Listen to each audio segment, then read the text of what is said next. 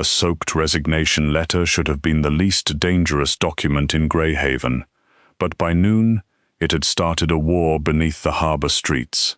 In a city where men disappeared for saying the wrong name too loudly, nobody would have guessed that the first crack in a criminal empire would come from a fat woman with tea on her blouse, trembling hands, and an apology already forming on her lips. Marabel had spent her whole life trying not to be noticed. She moved softly, spoke softly, laughed softly, and still somehow felt too large for every room she entered. But the city was about to learn a hard truth. Sometimes the woman everyone steps around is the only one who knows where all the bodies are buried, where all the papers are hidden, and which tiny detail does not belong. The morning fog rolled in from the Greyhaven harbor like a living thing, curling around the old brick warehouses and sliding over the black water between the docks. Ships groaned in the distance. Gulls cried over the roofs of seafood restaurants, private clubs and hotels old enough to have secrets in their walls. At the center of all of it stood Vascari Holdings, a tall stone building with dark windows, brass elevators, and guards who never seemed to blink. Publicly, it was the headquarters of Dante Vascari's clean empire. Shipping warehouses, luxury restaurants, private security companies, historic hotels near the water, clean invoices, polished floors, respectable lawyers. Privately, everyone in Greyhaven knew the truth. Dante Vascari did not simply own buildings. He owned silence. He owned fear. He owned the kind of loyalty that made grown men lower their eyes when he entered a room. Marabel worked on the 6th floor, tucked behind the legal department in a records room that smelled like printer toner, old paper, and lemon cleaning spray. She had been there for 3 years, long enough to know the rhythm of the building better than most of the executives. She knew which elevators ran slow in the rain. She knew which shipping permits were always filed late.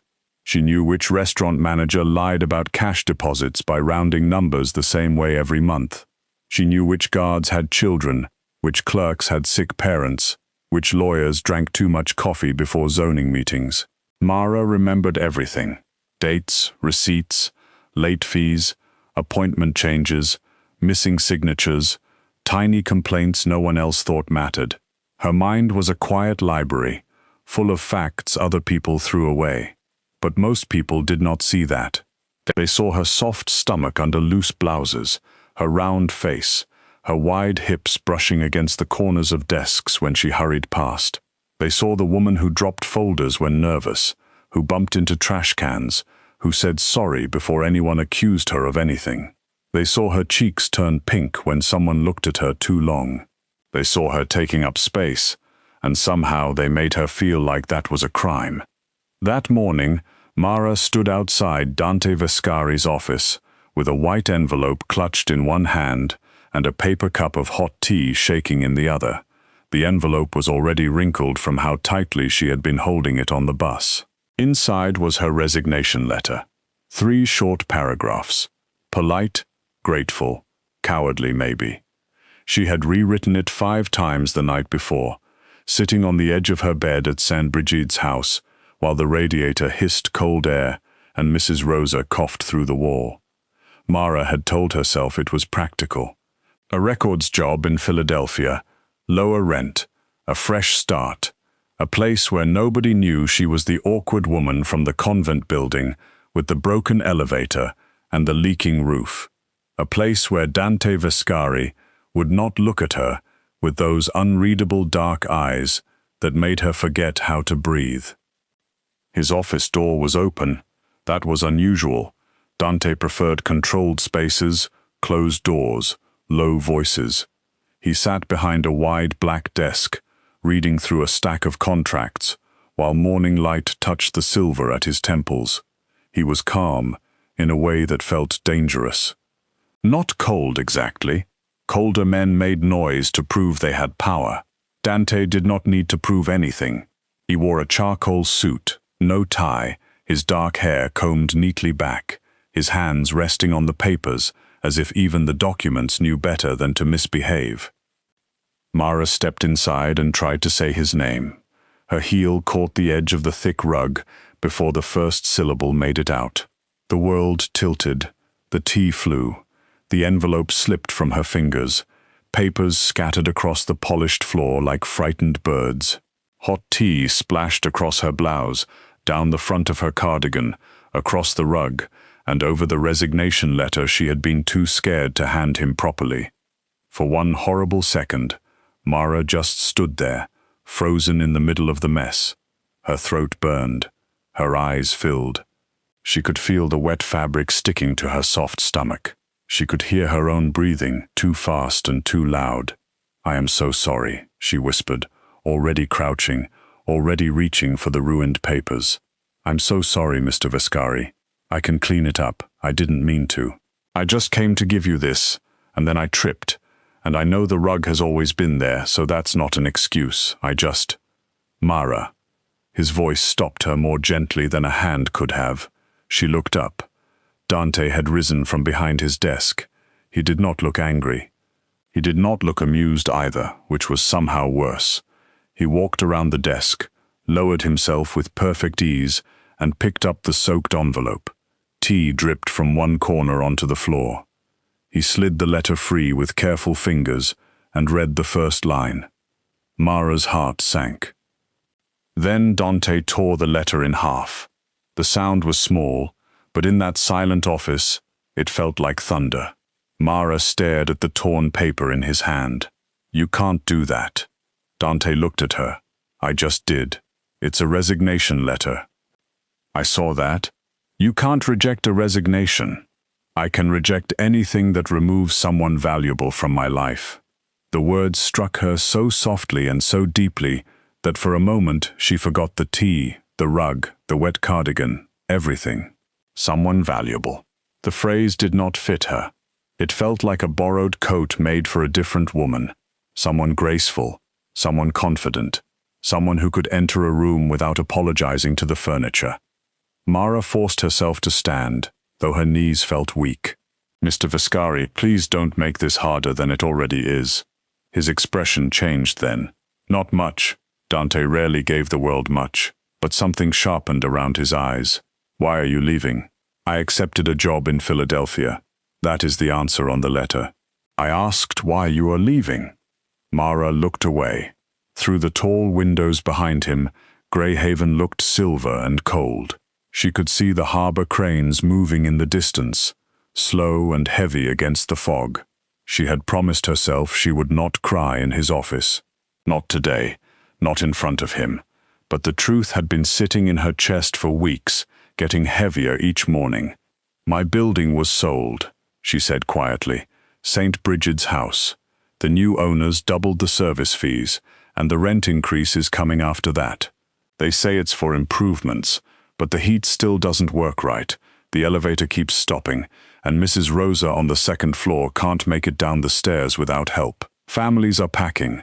People are scared. I can't afford to stay, and I can't watch everyone else be pushed out either." Dante listened without moving. Mara pressed her hands together so he would not see them shake. "I didn't come to ask you for money. I wouldn't do that. I just need to leave before I become one more person crying in a hallway with boxes around me." For a long moment, Dante said nothing.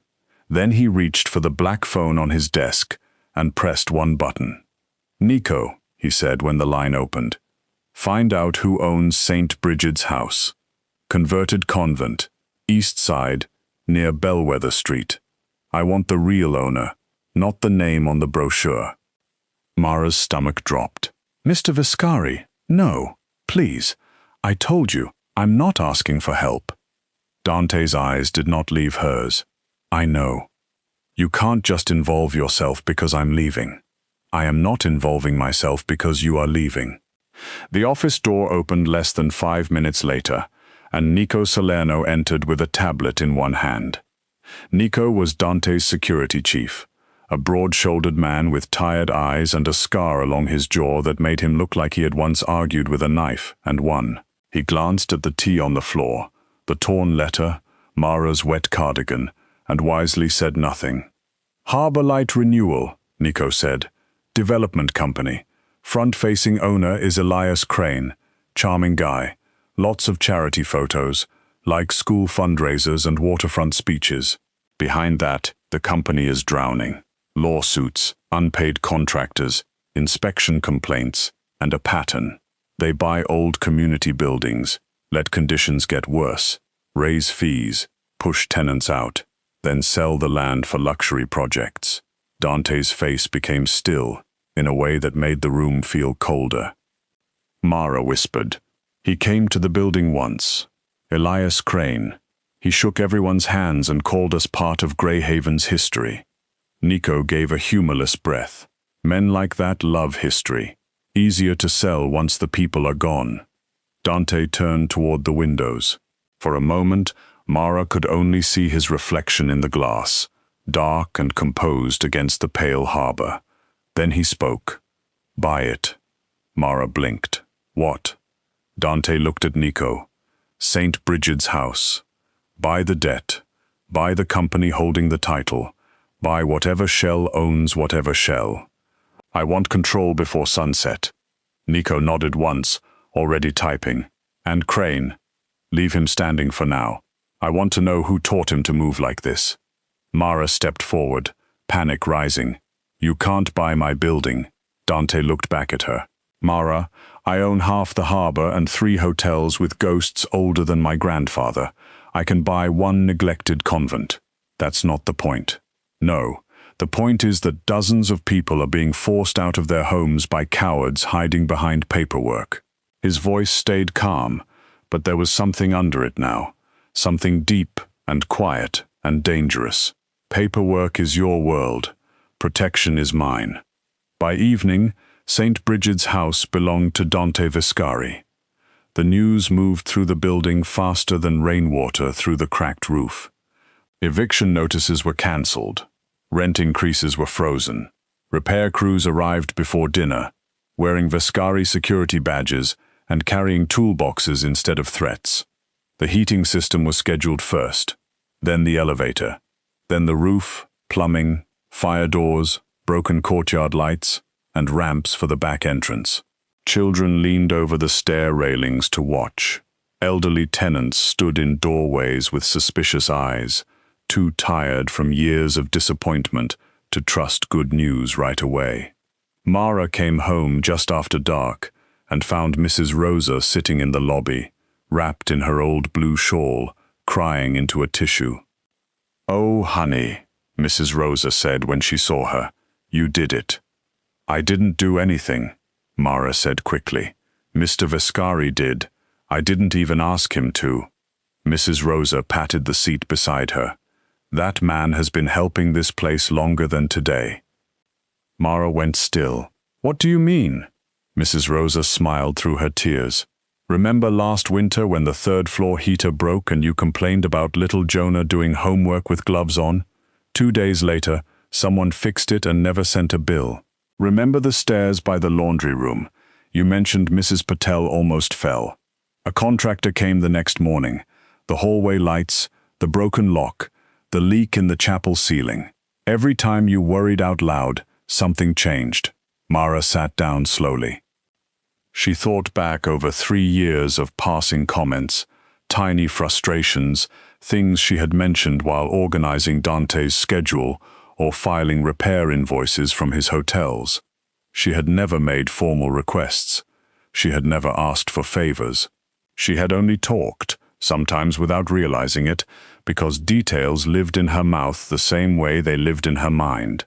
A child studying in the dark, a widow carrying groceries up 4 flights, a pipe that groaned all night, a roof that stained the plaster near the old chapel.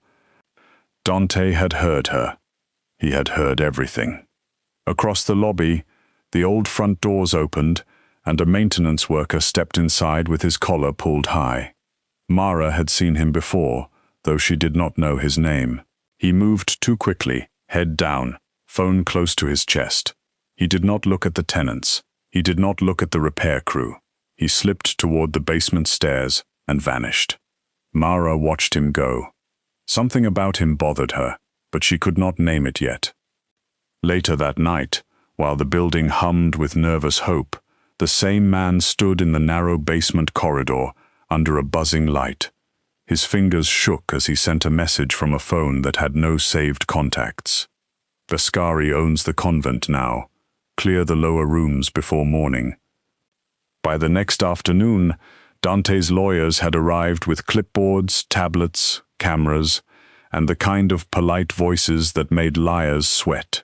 Serena Vale led them, a sharp-eyed attorney in a cream coat who looked too elegant for the damp basement and too smart to miss a trap. Nico walked beside her, one hand near his jacket, watching every doorway. Mara should have stayed upstairs. Dante had told her she could. No one expected the records coordinator to walk through basement storage rooms that smelled like dust, rust, bleach, and old rainwater.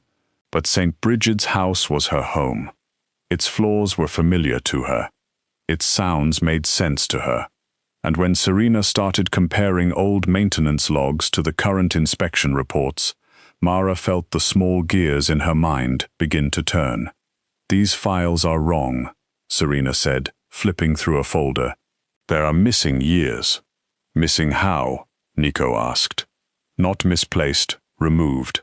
Fire inspection copies are too clean. Safety notices are replacements. Several basement rooms appear on old blueprints, but not on the newer ones." Mara hugged her binder to her chest. "There are rooms missing?" Serena glanced at her. "On paper, yes." Nico crouched near a locked corridor and touched the concrete floor. His face hardened. "Dante." Dante stepped closer. He had come without ceremony, his dark coat open, his presence filling the low-ceilinged basement like a storm held behind glass. Nico lifted his fingers. There was a dark smear on the floor near the base of the wall. Not much. Just enough. Mara's breath caught. Beside it lay a torn page from an old inspection book. The edge was ragged, as if someone had ripped it out in a hurry. Everyone looked toward the locked corridor, but Mara found herself looking at the wall behind the laundry area. Something was wrong there too. Not loud wrong, not obvious wrong, just a tiny wrongness sitting patiently in the corner of her memory. She turned to the old photo Serena had clipped to her board. The basement from years ago. Same tile, same pipes, same narrow window near the ceiling. Against the far wall stood 4 industrial washing machines. Mara looked up. There were only 3. Her pulse began to climb. She walked past Nico before she could lose her nerve. "Mara," Dante said, his voice low. She stopped in front of the empty space beside the last machine. The wall behind it had been painted recently. Not well. Whoever had done it had chosen almost the same shade, but almost was not enough. Mara noticed almost. Mara lived in almost. Almost paid. Almost filed. Almost hidden. "There used to be another washer here," she said. Serena came closer. "Are you sure?" Mara pointed to the photograph. 4 machines. This one is gone. The floor marks are still there, and the paint is newer behind it. Nico stepped beside her and knocked on the wall. Once, twice. On the 3rd knock, the sound changed. Hollow. Dante's gaze moved to Mara, and in that look there was no pity, no surprise, no soft little smile meant to calm her down. There was respect. Real respect. It made her chest ache. "Open it," Dante said. It took Nico's men less than 20 minutes to cut through the false section. Behind the painted wall sat an iron door, old but reinforced, with a modern electronic lock bolted into the frame. Serena swore under her breath. Nico called for a tech. Dante stood close enough to Mara that she could feel the heat of him beside her, steady and protective, though he never touched her without asking. When the lock finally clicked, the sound ran through the basement like a warning. The iron door opened inward. Cold air breathed out from the darkness below. A narrow stairwell waited behind it, leading under St. Bridget's house, deeper than any tenant knew the old convent went. Lights flickered on one by one as Nico's men moved ahead. Dust floated in the beams, The steps were stone, worn smooth in the middle, and the walls smelled of damp earth and metal. At the bottom was a hidden archive. Rows and rows of boxes filled the room. File cabinets lined the walls. Old deeds, tenant agreements, inspection books, demolition requests, permit drafts, shell company records, a secret paper city beneath the real one. Mara stood in the doorway, unable to speak. Serena opened the nearest box and went pale. "Dante," she said quietly, "this is not just St. Bridget's." Mara stepped inside, her fear mixing with something stranger, wonder, horror, purpose. Her eyes moved over the labels, building names, streets, dates. Some she knew: old senior homes, a children's clinic, apartment blocks near the harbor, places full of people who believed their broken heaters and failed inspections were bad luck. They were not bad luck. They were plans. Mara reached for an old convent donation ledger resting crookedly on a shelf. It looked harmless. Worn brown cover, yellowing pages, the kind of book no one important would bother opening. But when she lifted it, it was heavier than it should have been. Her fingers found the raised edge inside the back cover. "There's something in this," she whispered. Dante was at her side instantly. Mara opened the hidden flap and found a small black notebook and a memory card tucked inside like a secret someone had died trying to keep. Serena took the memory card with careful hands. Nico opened the notebook. Dante watched Mara, not the evidence, as if the most important thing in the room was the trembling woman who had found it. Then Mara saw the box behind the ledger. It had no building name, only one word written across the lid: surveillance. Her skin went cold. Inside were folders, photos, names, tenant leaders, nurses, priests, city workers, activists, inspectors. Each file listed habits, debts, fears, family members, weaknesses. Mara turned one folder over and stopped breathing. It was her face in the photo. She was standing outside St. Bridget's house, with grocery bags cutting into her hands, her cardigan slipping off one shoulder, her head bent as if she had been trying to disappear into herself. Beneath the photo, someone had written a few short lines about her: records clerk, close access to Vascari office, emotional, harmless, unlikely to interfere. Dante took the file from her before her hands could drop it. The temperature in the room seemed to fall. For the first time since Mara had known him, Dante Vascari looked truly frightening. Not loud, not wild, not out of control, just very, very still. "They watched you," he said. Mara tried to answer, but no sound came out. Dante looked down at the folder again, at the cruel words written by someone who had seen her softness and mistaken it for weakness. Then his dark eyes lifted to hers, and his voice became quiet enough to make everyone else in the archive stop moving. "They thought you were harmless because they never understood what kind of woman notices everything." Dante's words settled over the hidden archive like dust after a door had been forced open. They thought Mara was harmless because they had never understood what kind of woman notices everything. For a moment, no one spoke. The basement beneath St. Bridget's house held its breath around them, packed with stolen histories, forged papers, and the quiet suffering of people who had never known their lives were being sorted, priced, and planned for destruction by men in clean suits. Mara stared at the folder with her photograph on it, and something inside her changed shape. Fear was still there. It trembled in her hands and crawled up her throat, but under it, small and strange and warm, was anger. Not the loud kind, not the kind that burned fast and vanished. This was slower, heavier. It had been built out of every apology she had swallowed, every hallway she had squeezed through sideways, every time someone had spoken over her because her softness made them think she would not push back. Serena Vale slipped the memory card into a secure evidence case and opened the black notebook under the glow of a basement worklight. Her elegant face turned sharper with every page. "This is bigger than harbor light," she said quietly. "These are payment routes. Contractor names, inspector initials, dates that match redevelopment proposals across the city."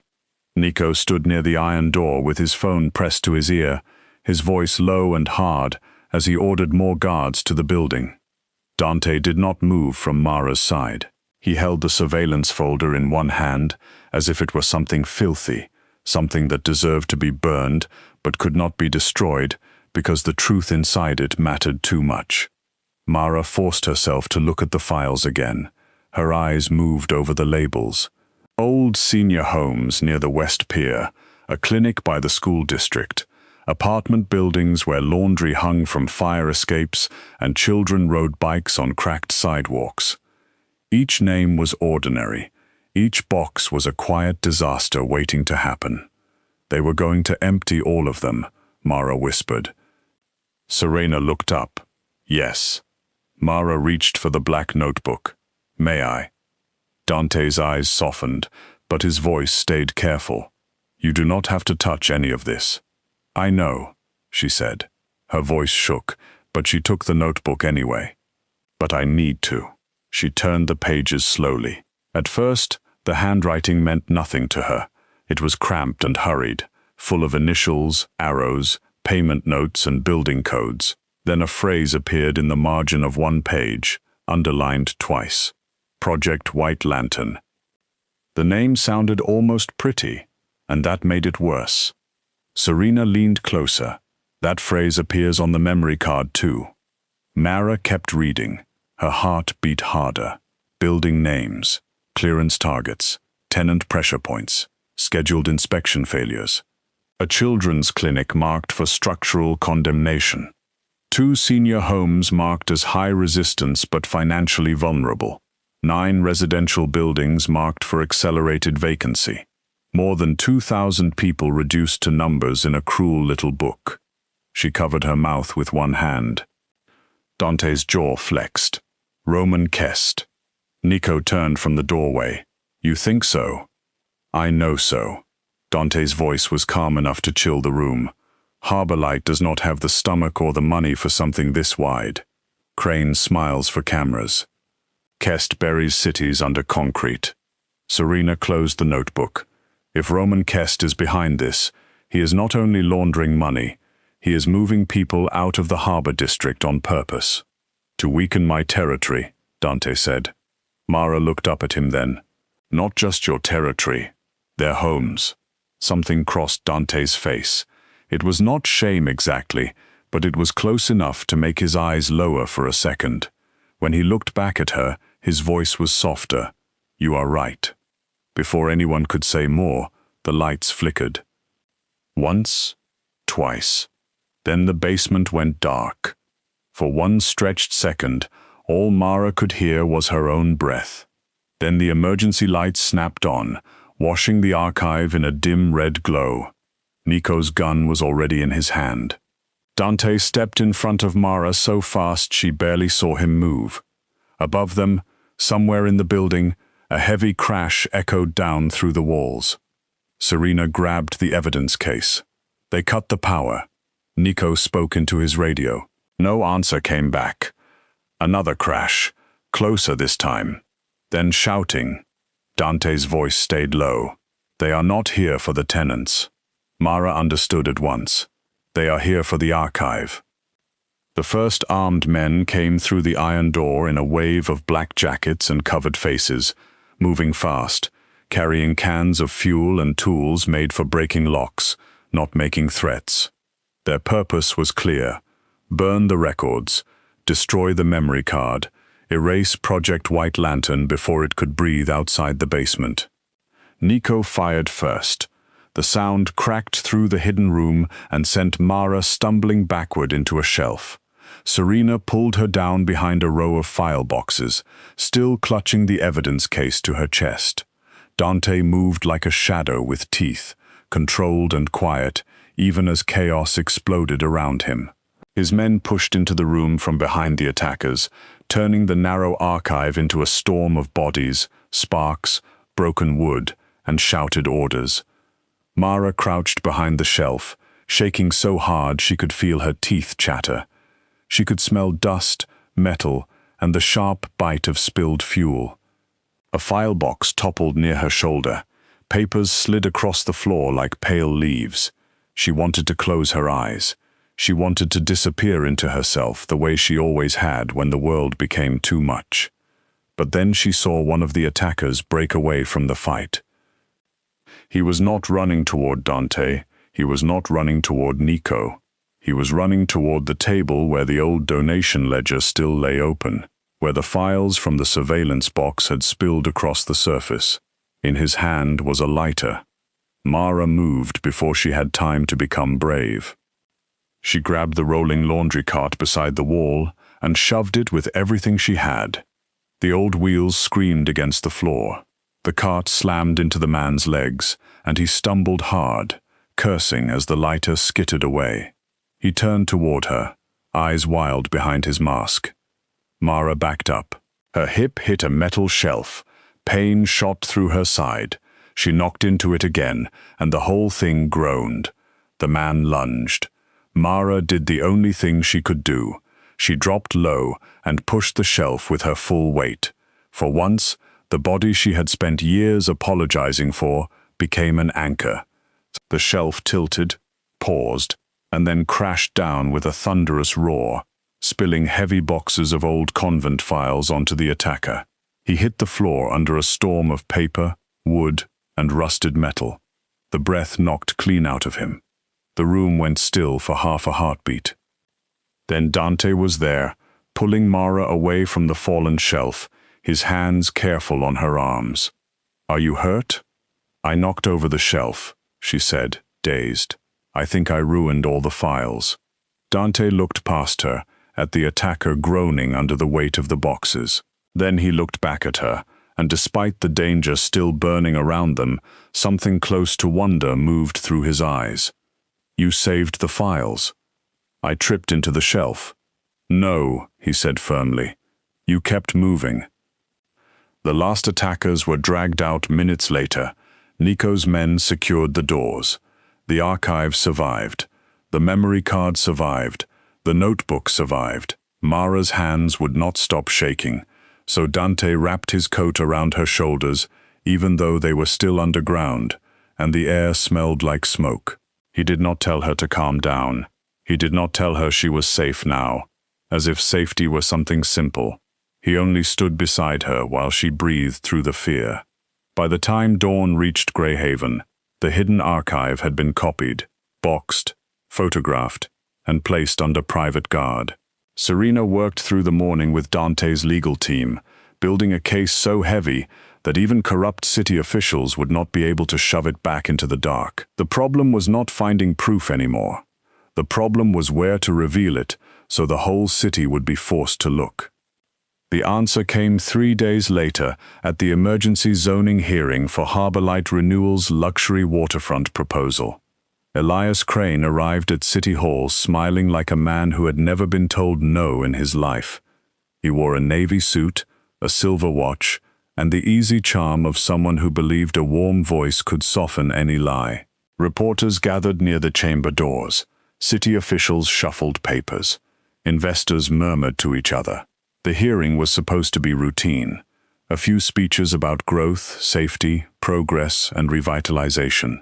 A few sad words about old buildings that could not be saved. Then approval. Then demolition. Then profit. Instead, Dante Vascari entered with Serena Vale, Nico Salerno, and Marabel. The room changed the moment they walked in. Dante did not need to raise his voice. He did not need guards crowding behind him, though Nico stayed close enough to make people careful.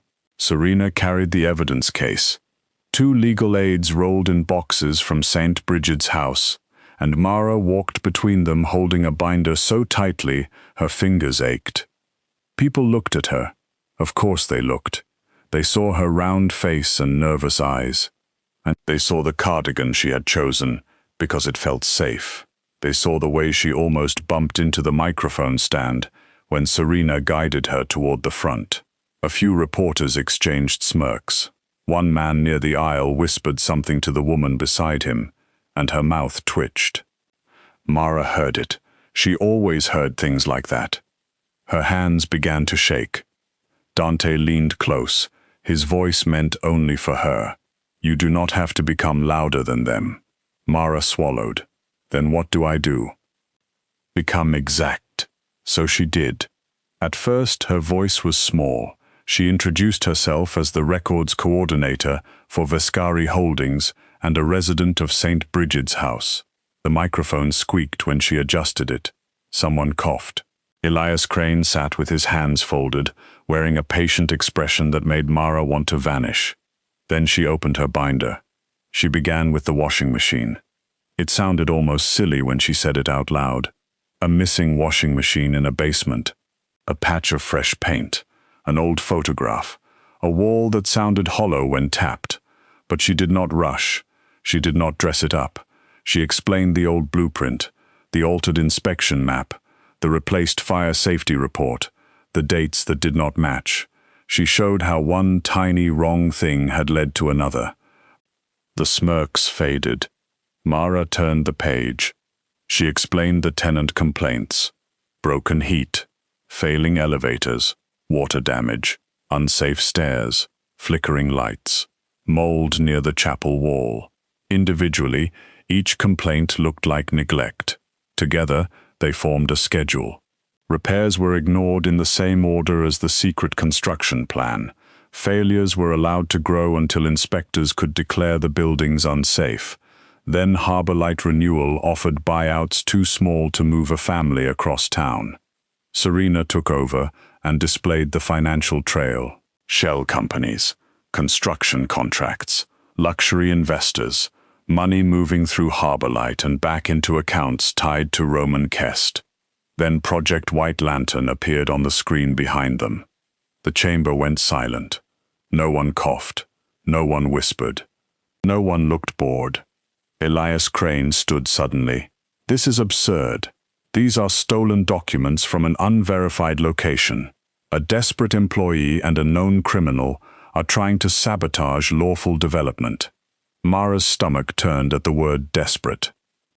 Dante shifted beside her, but Mara lifted one hand slightly, not to stop him because she believed she could control him, to ask him to let her stand. He did.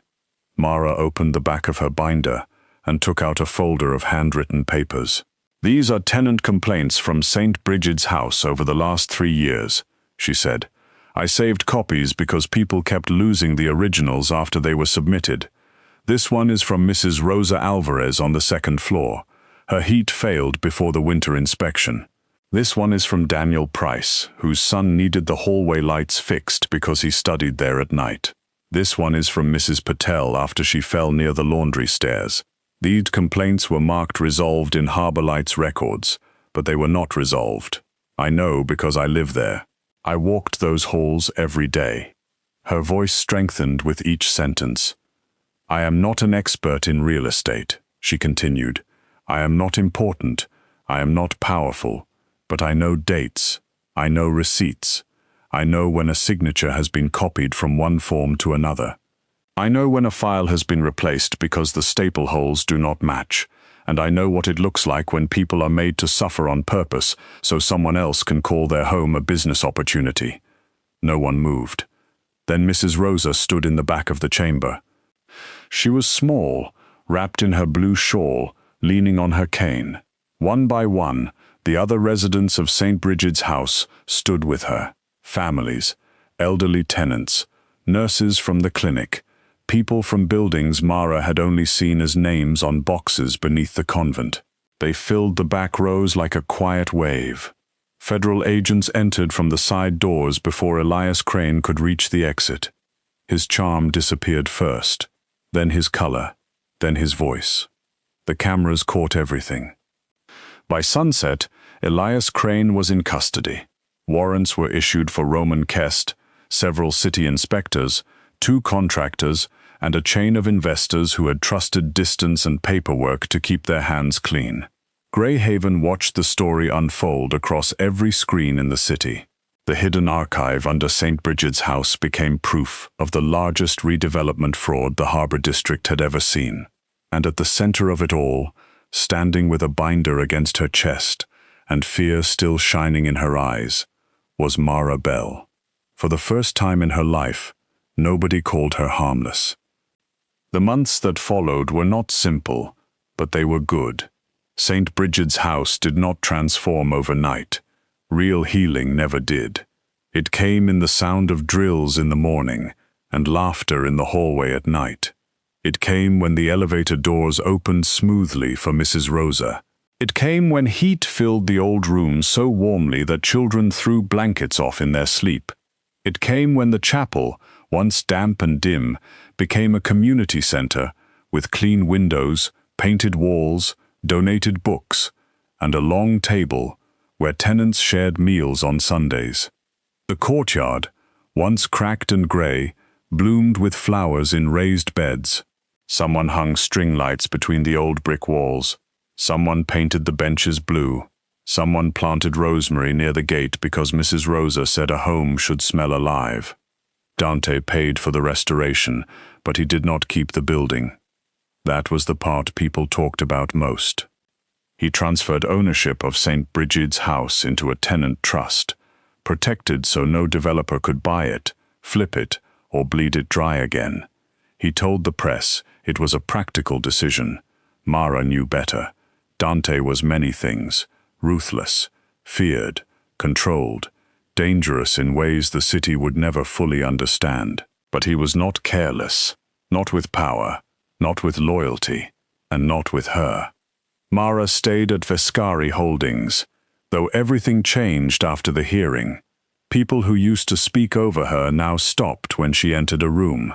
Executives asked for her opinion with careful voices. Lawyers sent her files before they filed them because they knew she would find what they missed. Nico began calling her St. Bridget, which embarrassed her so badly the first time that she nearly dropped a box of permits. Serena just smiled and said sainthood involved too much paperwork. Dante did not flirt with her in front of others. He did not crowd her or claim her with loud words. That was not his way. He simply noticed. Always. He noticed when she skipped lunch and had soup sent up without comment. He noticed when a meeting ran long and placed a chair close to the door so she would not feel trapped. He noticed when she wore a blouse in a color brighter than usual and looked at her like the sun had entered his office by mistake. 6 months after the hearing, Mara returned to St. Bridget's house on a clear evening when the sky over Greyhaven had turned soft pink and gold. The restored courtyard was full of sound. Children chased each other past the flower beds. Someone's radio played low music from an open window. Mrs. Rosa sat on a bench near the rosemary, waving Mara over with the proud smile of a woman who had known the ending before anyone else did. "Our guardian angel," Mrs. Rosa said. Mara laughed and bent to kiss her cheek. "I organized paperwork. You saved our home." The paperwork helped. Mrs. Rosa patted her hand. Let an old woman be dramatic. Before Mara could answer, the courtyard grew a little quieter. Not silent, just aware. Dante had arrived. No guards, no dark crowd of men behind him, no ceremony. He wore a black coat over an open-collar shirt, and for once he looked almost unsure. The sight of it did something tender and painful to Mara's heart. Dante Vascari, the most feared man in Greyhaven, could face rivals, politicians, and traitors without blinking. But standing in the courtyard of a restored convent with children laughing nearby, he looked like a man approaching the only thing he was afraid to lose. "Walk with me?" he asked. Mara nodded. They climbed to the rooftop garden, where new planters lined the edges, and the city glowed around them. The harbor lights shimmered on the water. Far below, St. Bridget's house hummed with life. Mara leaned against the railing. "You saved it." Dante stood beside her. "No, I bought time. You saved it first. She looked at him.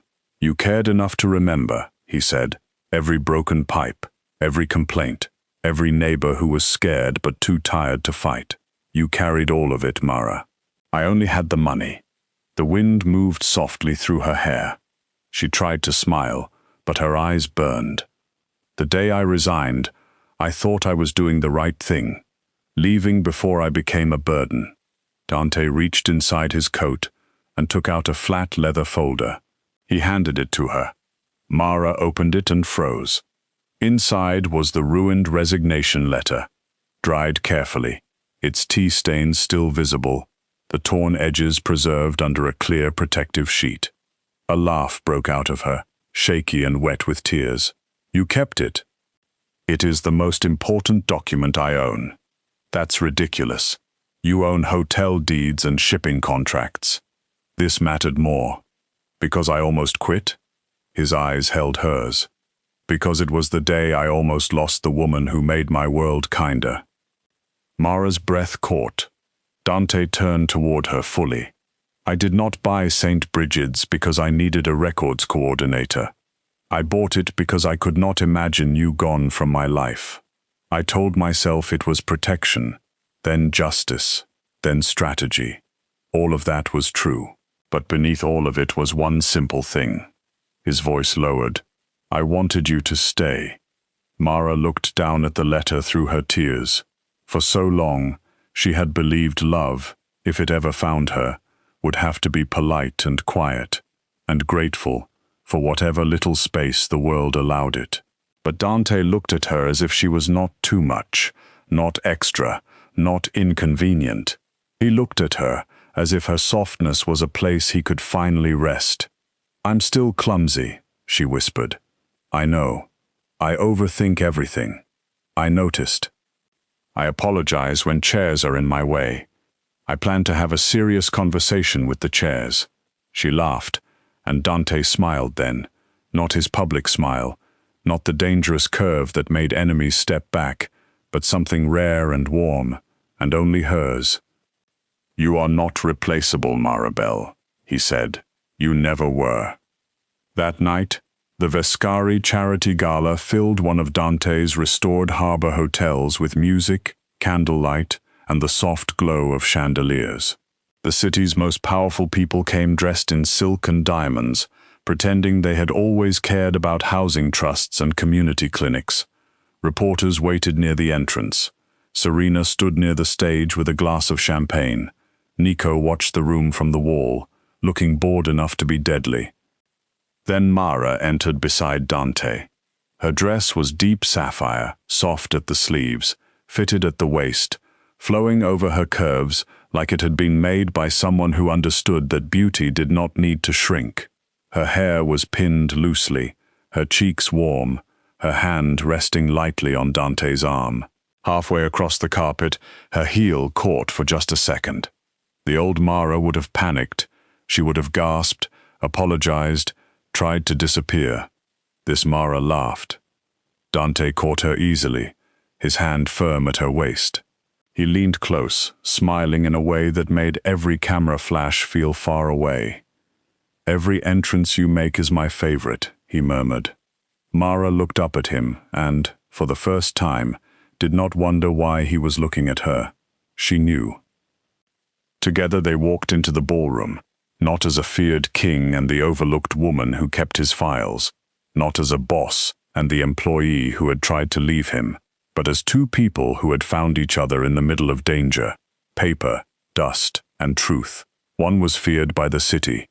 The other had finally been seen by it, and somewhere beyond the music, beyond the harbor lights, beyond every locked room and hidden file that had ever tried to bury the weak for the profit of the powerful, Greyhaven quietly learned that the softest woman in the room had been the strongest all along.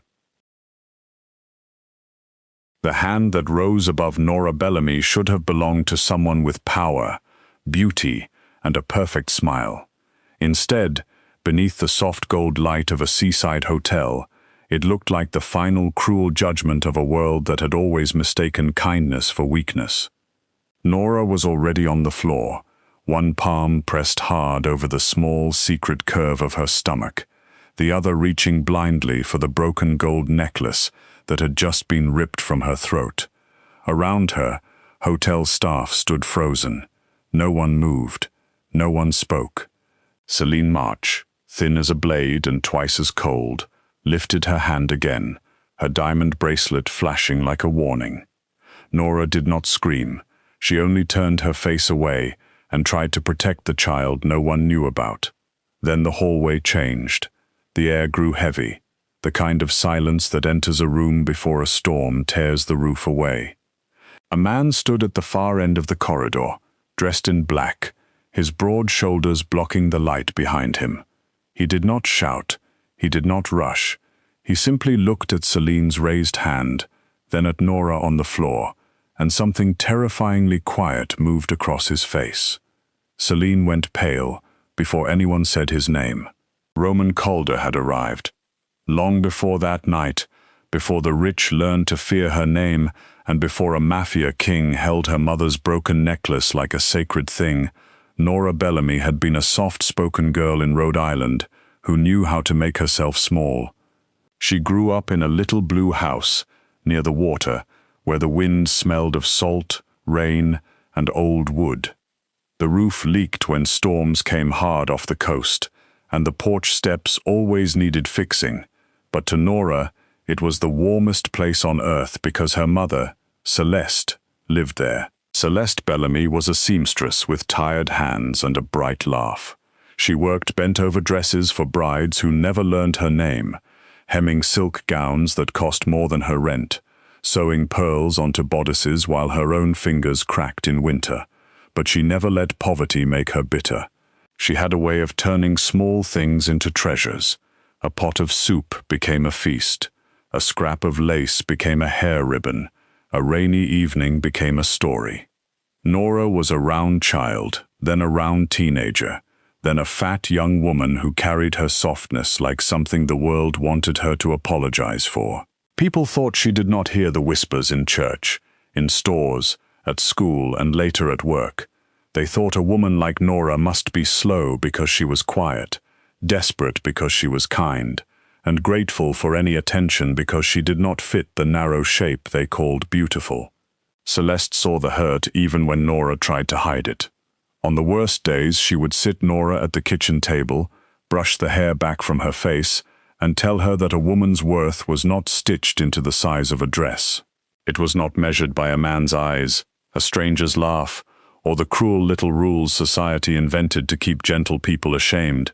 "You are not here to shrink, baby," Celeste would say, threading a needle with steady fingers. "You are here to live." Around Celeste's neck hung a small gold thimble on a thin chain. It had belonged to her mother, and to her mother before that, passed down through women who had buried husbands, survived hunger, crossed oceans, mended clothes by candlelight, and still found a way to stay soft. The thimble was no bigger than Nora's fingertip, dented at the edge, worn smooth from years of touch. When Nora was little, she believed it had magic in it. Celeste never told her otherwise. She only smiled and said some things became powerful because of who carried them. When Julian Vale entered Nora's life, he did so with the practiced ease of a man who understood doors, mirrors, and weak spots. He was handsome in a clean, polished way, with dark blonde hair, charming eyes, and a voice that made promises sound like plans. He met Nora at a community fundraiser where she had volunteered to organize donations for local families. Nora was not wearing anything special that day, just a navy dress and her mother's cardigan. But Julian looked at her as if she were the only woman in the room. For a girl who had spent most of her life being overlooked unless someone wanted to mock her, that kind of attention felt like sunlight after a long winter. Julian brought flowers to Celeste. He praised Nora's kindness. He listened when she talked about local shelters and school programs. He said she had a gift for making people trust her, and Nora, who had never thought of warmth as a talent, believed him. When he proposed, Celeste cried. But Nora noticed something quiet in her mother's face, a worry Celeste tried to hide. Still, she gave Nora her blessing, and on the morning of the wedding, she fastened the gold thimble necklace around Nora's neck. "Take this," she whispered, "not because you need luck, but because you need to remember who you are when life tries to tell you different." For a while, Nora believed she had been chosen. Julian loved the way she remembered people's names, the way donors leaned closer when she spoke, the way community leaders trusted her because she never pushed and never performed. He took her to dinners, asked her to stand beside him at charity events, and let her warmth soften his hunger for status. But slowly, almost too slowly to name, Nora began to feel less like a wife and more like a doorway. Julian smiled at her in public and corrected her in private. He complimented her dress before they left the house, and then quietly suggested she stand behind him in photographs. He laughed when powerful men called her sweet, but his eyes went cold if she spoke too long. Then came Celine March. Celine was the governor's daughter, a woman made of pale silk, sharp cheekbones, and old money. She had the kind of beauty people treated like authority. Cameras loved her. Donors adored her. Julian looked at her the way hungry men look at locked rooms full of gold. Nora saw it before he admitted anything. She saw his phone turned face down.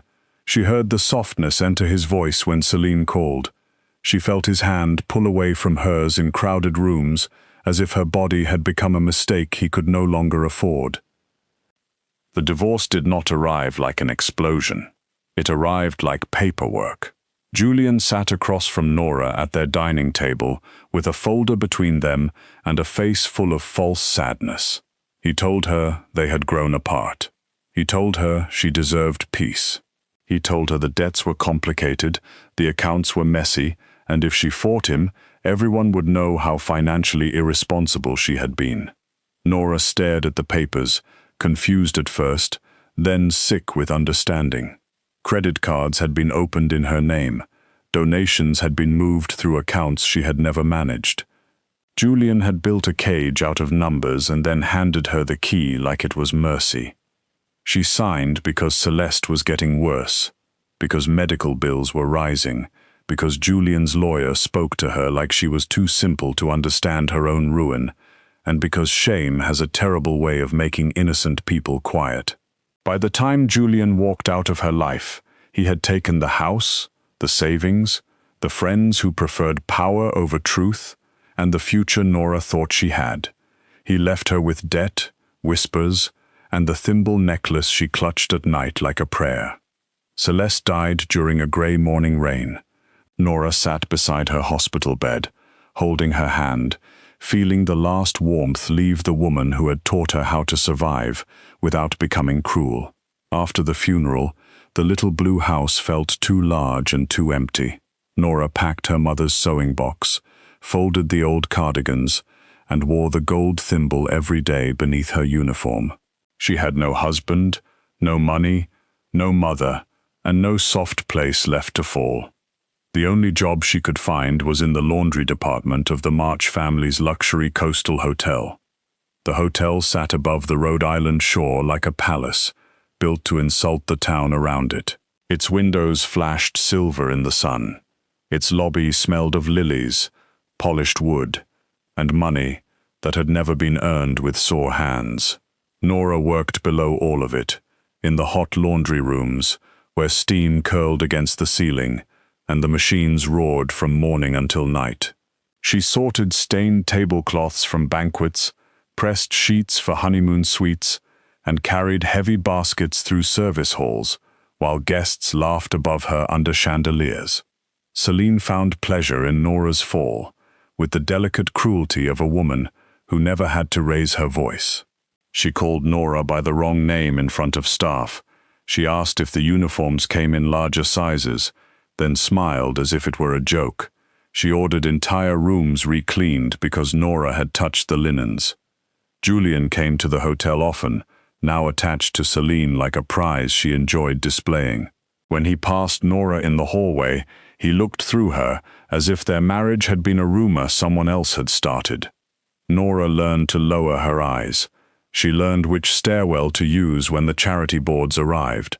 She learned how to cry silently in the walk-in linen closet, with her fist pressed against the gold thimble at her throat. But she did not become cruel. She still thanked the night guards. She still saved broken flowers from banquet trash and placed them in cups of water near the laundry sink. She still listened when young housekeepers whispered about sick children, bad landlords, and men who shouted too loudly at home. Even ruined, Nora remained Nora, and maybe that was what Celine hated most. On the first anniversary of Celeste's death, the hotel hosted a charity event in the grand ballroom. It was supposedly in honor of working women, though not one woman from the laundry room was invited to stand beneath the lights. Nora spent the evening in the back halls, collecting napkins and stained linens, while speeches floated through the walls. She heard Julian's voice at the microphone, smooth and false, praising strong women who built communities. She nearly laughed, but grief caught in her chest instead. Her mother's name was mentioned once by a local organizer who remembered Celeste's years of sewing dresses for families who could not pay. Nora paused outside the service door, with a basket in her arms, tears blurring the gold ballroom light. Celine saw her. "What are you doing here?" Celine asked softly, which was worse than shouting. She stood in a silver dress that clung to her like moonlight, Julian at her side with a champagne glass in hand. Guests turned their heads. Nora tightened her grip on the laundry basket. She tried to say she was working, but Celine's eyes dropped to her body, then to the worn black shoes on her feet. "Of course you are," Celine said.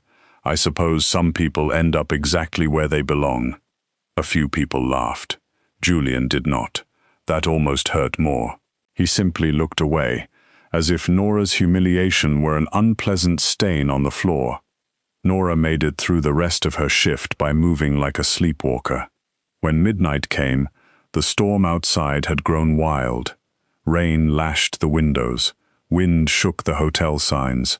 Nora stepped out through the service entrance in her thin coat, the thimble cold against her skin, and began walking with no clear idea where she meant to go. Her apartment was small and dark. Her mother was gone. Her old life was gone. Even the sea sounded angry. The diner appeared through the rain like a tired little lighthouse. It was open all night, tucked beside a gas station near the coastal road, its windows fogged from coffee steam and frying oil. Nora went inside because she was cold, because she had nowhere else to be, and because she could not bear the sound of the storm alone. Only one other customer sat there, in the far corner booth. He was a large man in a black coat, still as stone, with dark hair, broad hands, and a face too calm to be ordinary. A faint scar cut through one eyebrow. His coffee sat untouched. He looked like a man waiting for bad news, or maybe a man who had already received it long ago and had never found his way back. Nora should have been afraid of him. Any sensible woman alone after midnight might have been. But grief had made the world strange, and something about his loneliness looked too much like her own. When the waitress told Nora the coffee machine was acting up, the man quietly pushed his cup across the empty booth and said he had not touched it. His voice was low, rough, and unexpectedly gentle. Nora thanked him and sat 2 booths away. For several minutes, they listened to the storm without speaking. Then the lights flickered, the waitress cursed in the kitchen, and Nora, tired beyond caution, whispered that her mother used to say storms were just the sky trying to shake off sorrow. The man looked at her then, really looked. Most people glanced at Nora and decided what she was before she opened her mouth. This stranger did not. His gaze was heavy, but not cruel. Curious, but not greedy. He asked about her mother. Nora should have lied. Instead, she told him about Celeste, the sewing room, the thimble necklace, the little blue house, and the way love could live in poverty without feeling poor. The man listened as if every word mattered. In return, he told her almost nothing clear about himself, only that his father had been a hard man, that he had inherited things he sometimes wished had burned before reaching his hands, and that people were usually afraid of him before he gave them reason to be. "I'm not afraid of you," Nora said quietly. Something changed in his face, so small most people would have missed it, but Nora saw it. The words had reached some locked room inside him. They talked until the storm softened and the windows turned pale with morning. They never exchanged full names. He called her Nora because she gave him that much. He told her to call him Roman and nothing more. For a few hours, she was not the discarded wife, the fat laundry worker, the broke, grieving daughter, or the woman everyone found easy to step over. She was simply Nora, sitting across from a lonely man who looked dangerous enough to ruin the world and tired enough to need one kind voice to keep from doing it. When dawn came, they parted outside the diner beneath a washed silver sky. Roman touched her hand only once, briefly, as if he was afraid his own darkness might stain her. Nora watched him step into a black car that had been waiting across the road, its windows tinted too dark to see inside. She did not know that men across New England lowered their voices when they said his last name. She did not know Roman Calder owned security firms, shipping warehouses, private clubs, and gambling rooms hidden behind locked doors. She did not know governors took his calls, and criminals feared his silence. To her, he was only the stranger from the storm. Weeks later, when Nora stood alone in her bathroom holding a positive pregnancy test with shaking hands, his name was the first sound that rose in her throat. Not Julian, never Julian, Roman.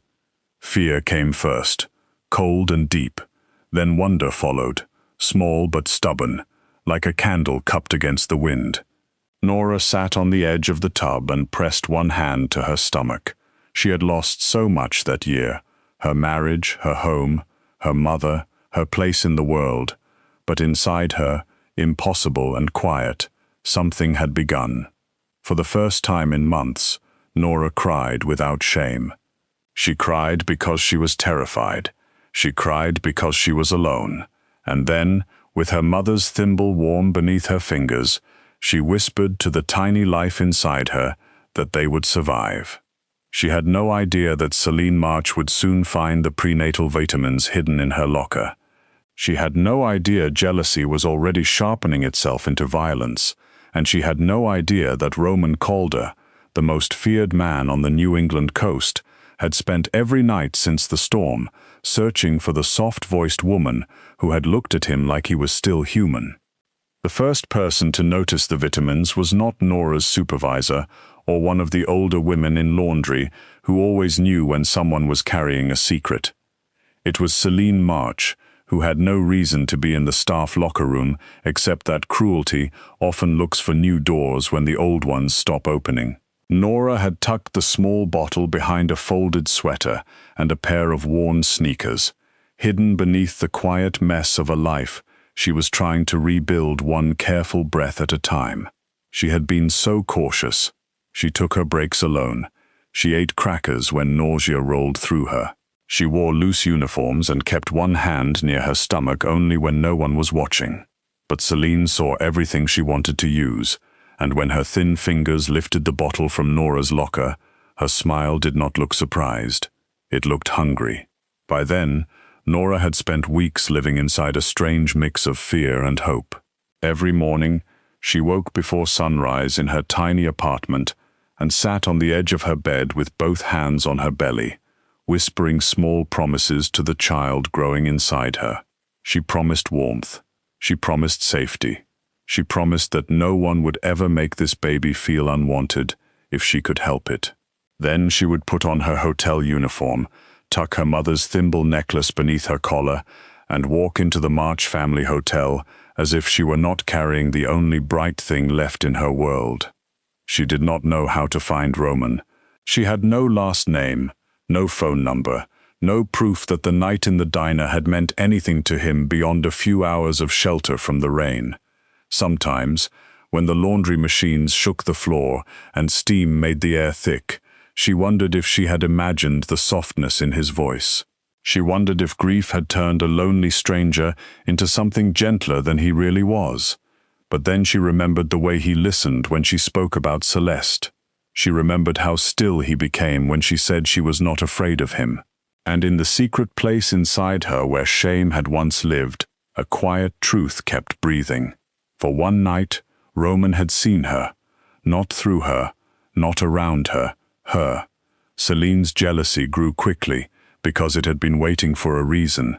Julian had tried to convince himself that Nora no longer mattered, but guilt has a way of looking like regret when the room gets quiet.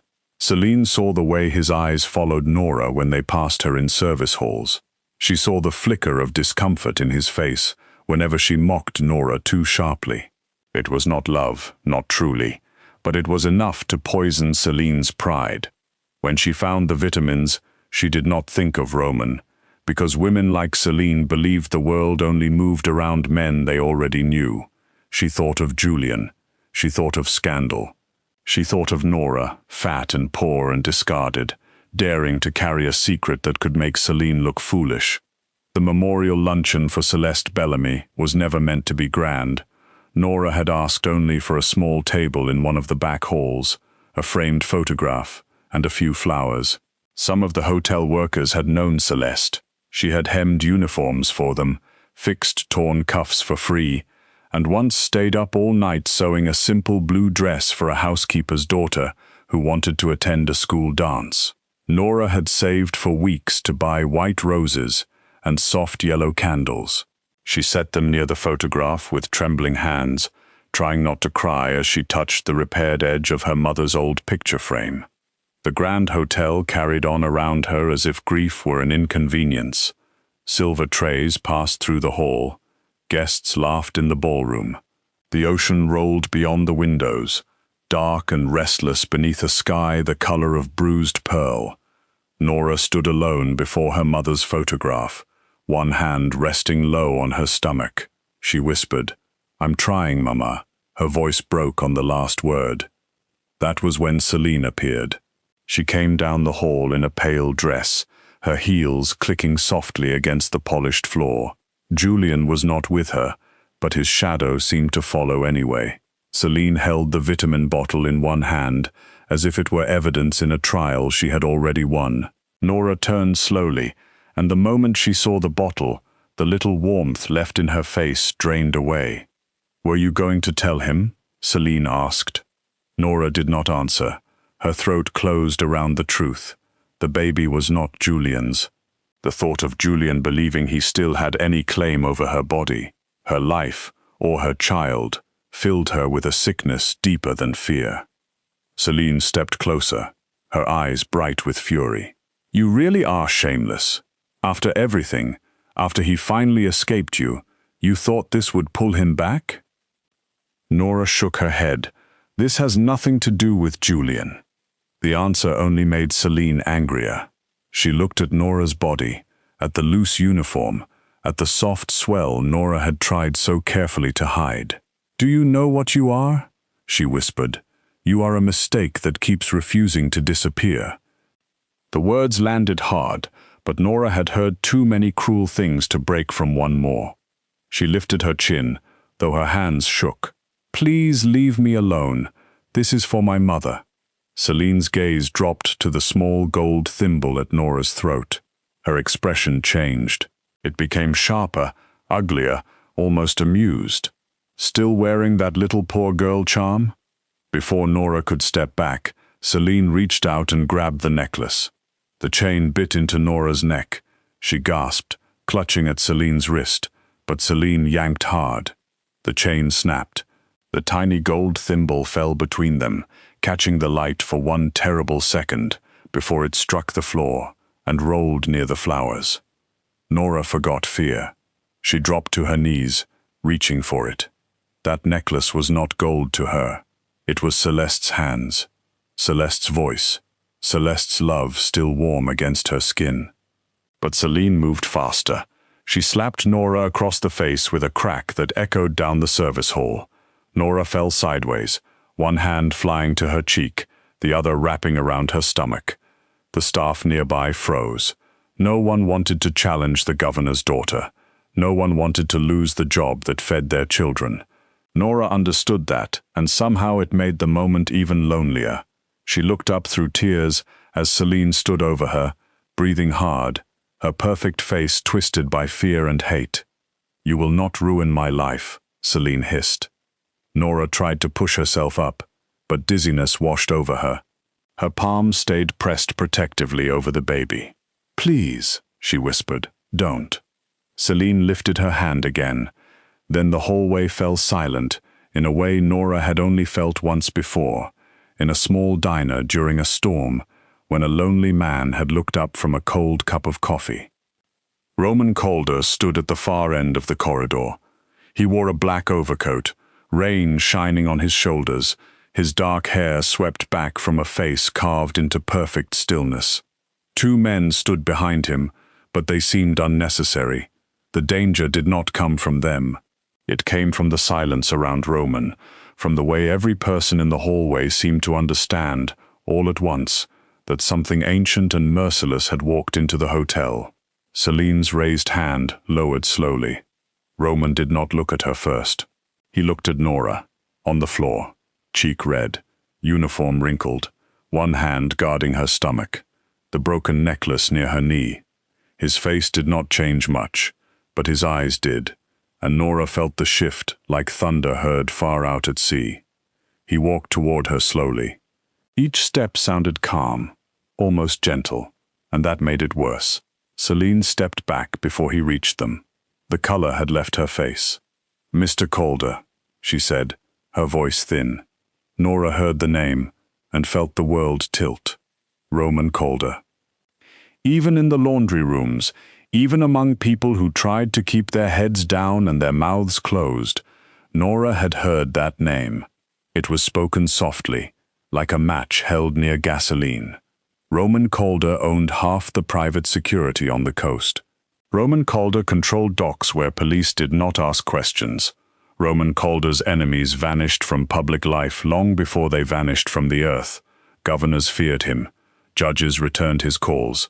Men with guns moved when he lifted a finger, and he was the man from the diner. Roman reached Nora and lowered himself to one knee, uncaring of the polished floor or the watching staff. His gaze moved over her face, then to her stomach, then back to her eyes. For the first time since he arrived, something like fear broke through him. "Nora," he said quietly. Her name in his mouth almost undid her. Roman. His eyes flicked to the gold thimble on the floor. He picked it up carefully, as if it might break further in his hand. The chain hung snapped between his fingers. He placed it gently in Nora's palm and closed her fingers around it. "Did she touch you anywhere else?" he asked. Nora could barely breathe. "I'm okay." His gaze dropped again to her stomach. This time, Nora saw the question before he asked it. She gave the smallest nod. Roman went completely still, not frozen in confusion, not shocked in the ordinary way, still like a man standing at the edge of a life he had never believed could belong to him. His voice came out lower. "Mine?" Tears slipped down Nora's cheeks. "Yes." For 1 second, everything human in him stood open. Wonder, terror, devotion. Then he rose to his full height and turned to Celine. He did not yell. That would have been easier. His voice was calm enough to chill the blood. "You struck the mother of my child." Celine's lips parted. No sound came out. Around them, whispers stirred like dry leaves. Julian's name passed through the hall from someone who did not understand yet. Governor March's name followed. Roman's eyes never left Celine. "I didn't know," she whispered. Roman tilted his head slightly. "That is not an answer." One of his men stepped forward, but Roman lifted one hand, and the man stopped. Nora saw then that Roman was holding himself back with effort. Not because Celine deserved mercy, but because Nora was watching. Because her hand still rested over their child. Because maybe the man from the diner remembered the woman who had told him storms were only the sky shaking off sorrow. Roman turned away from Celine as if she were already finished. He bent and helped Nora to her feet with such care that several workers looked down, ashamed of their own stillness. Nora swayed, and Roman's arm came around her back, firm and warm. She should have pulled away. She should have feared the power in him. But her body remembered the diner before her mind remembered the stories. She leaned into him for one breath, just one, and he held her like that breath mattered more than the entire hotel. He took her from the March Hotel through the front lobby, not the service halls. Guests stared, staff stared.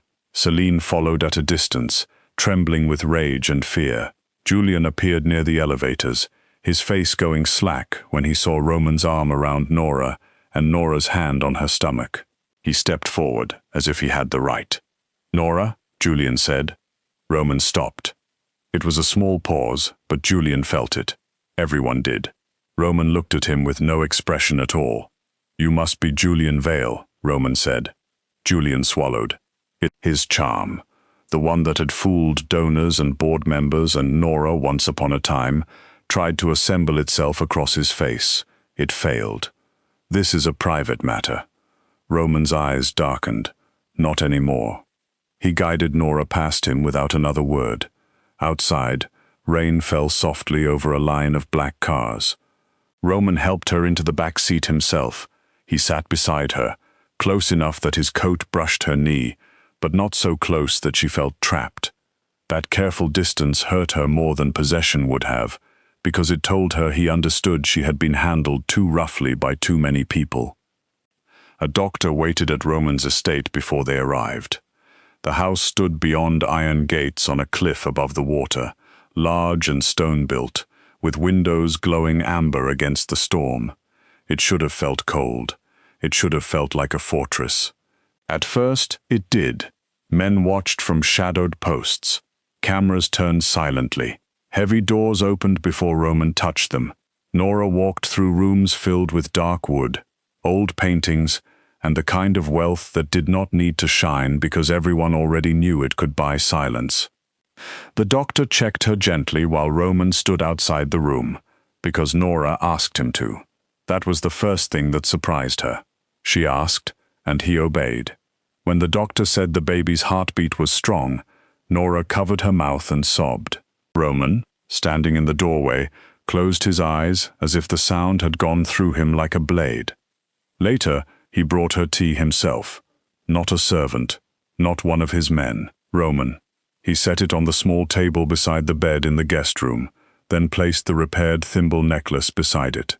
The chain was not fixed yet, but the thimble had been cleaned, its tiny dented surface shining under the lamp. "I will have it restored by morning," he said. Nora touched it carefully. "Thank you." He remained standing, hands at his sides, like a man waiting for a sentence.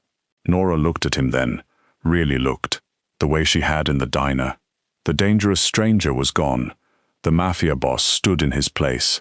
But beneath both of them was the same lonely man with grief hidden behind his eyes. "You should have told me who you were," she said. "I know. I should have known better than to trust a man with no last name." "Yes?" His honesty was harder to fight than excuses. Nora looked down at her hands. "I don't want my baby raised around blood and fear." Roman flinched, not visibly to anyone else, maybe, but Nora saw it. He moved to the window and stared out at the dark sea. "My world is dangerous," he said, "but tonight it found you before I did. That does not make it safe."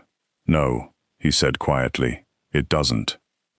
Nora expected him to argue, to command, to tell her she belonged here now because he had the money and power to make it true. Instead, Roman turned back to her, and for the first time since she had known him, he looked uncertain. "Stay until I know you are protected," he said. "After that, if you want to leave, I will not stop you." Nora wanted to believe him. She also knew men like Julian could make promises sound gentle while building cages in the dark, but she had nowhere else to go. Celine knew, Julian knew, Governor March would know by sunrise. And inside her, their child moved through its earliest silent days, needing safety more than Nora needed pride. So she stayed. At first, the estate felt like a house holding its breath. Guards spoke little, servants moved quietly, meals appeared and disappeared with almost no sound. Roman was there every morning, asking if she needed anything, and gone most afternoons into locked rooms where men with hard faces waited. Nora did not ask what happened there. She was not ready to know. Instead, she found the kitchen. She learned the cook's name was Mara, and that Mara's son had asthma. She learned one guard near the East Gate liked black coffee with too much sugar. She learned a shy housemaid named Elise sent half her paycheck to a younger brother in nursing school. Nora thanked people who were used to being ordered. She remembered birthdays. She asked after families. Slowly, strangely, the house began to change. Fresh flowers appeared in the hall because Nora liked them. The cook started leaving warm bread on the table after hearing Nora say, Celeste believed bread made a house less lonely. The guards stopped going silent when she entered and began nodding with quiet respect. A thin grey cat appeared near the gate one morning, wet and suspicious, and Nora fed it scraps of chicken until it decided it owned the entire property. Roman watched all of this without comment, but Nora felt him watching. He began joining her for dinner.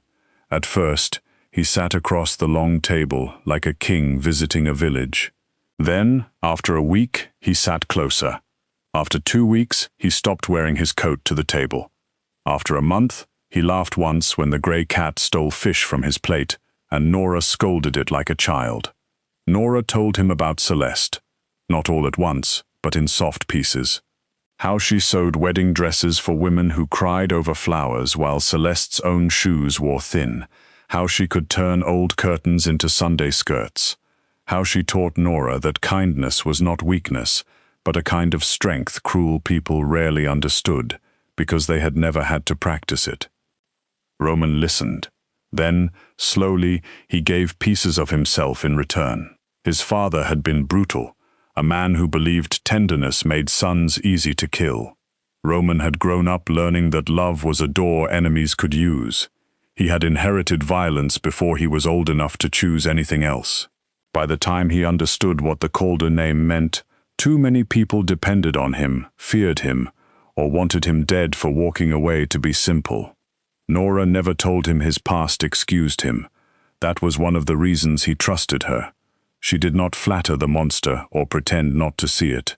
But she also did not turn away from the wounded man underneath. Her compassion was not blind. It was brave, and Roman, who had faced knives, bullets, betrayals, and courtrooms without fear, found himself unsettled by the gentleness of a woman who expected him to become better because she believed he still could. The first time the baby moved beneath Nora's hand, Roman was sitting beside her in the garden room while rain tapped against the glass ceiling. Nora gasped, and Roman was on his feet instantly. "What is it?" She laughed through sudden tears. "Nothing bad. Come here." He approached as if the floor might give way. Nora took his hand and placed it gently against the side of her stomach. For a moment, nothing happened. Then a tiny flutter pressed against his palm. Roman stopped breathing. Nora looked up at him and saw tears bright in his eyes. He did not hide them fast enough.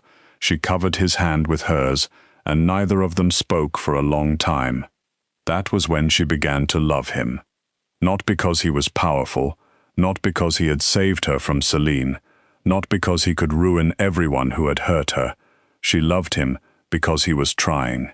Because each day he placed another weapon down inside himself and reached, awkwardly, painfully, for something softer.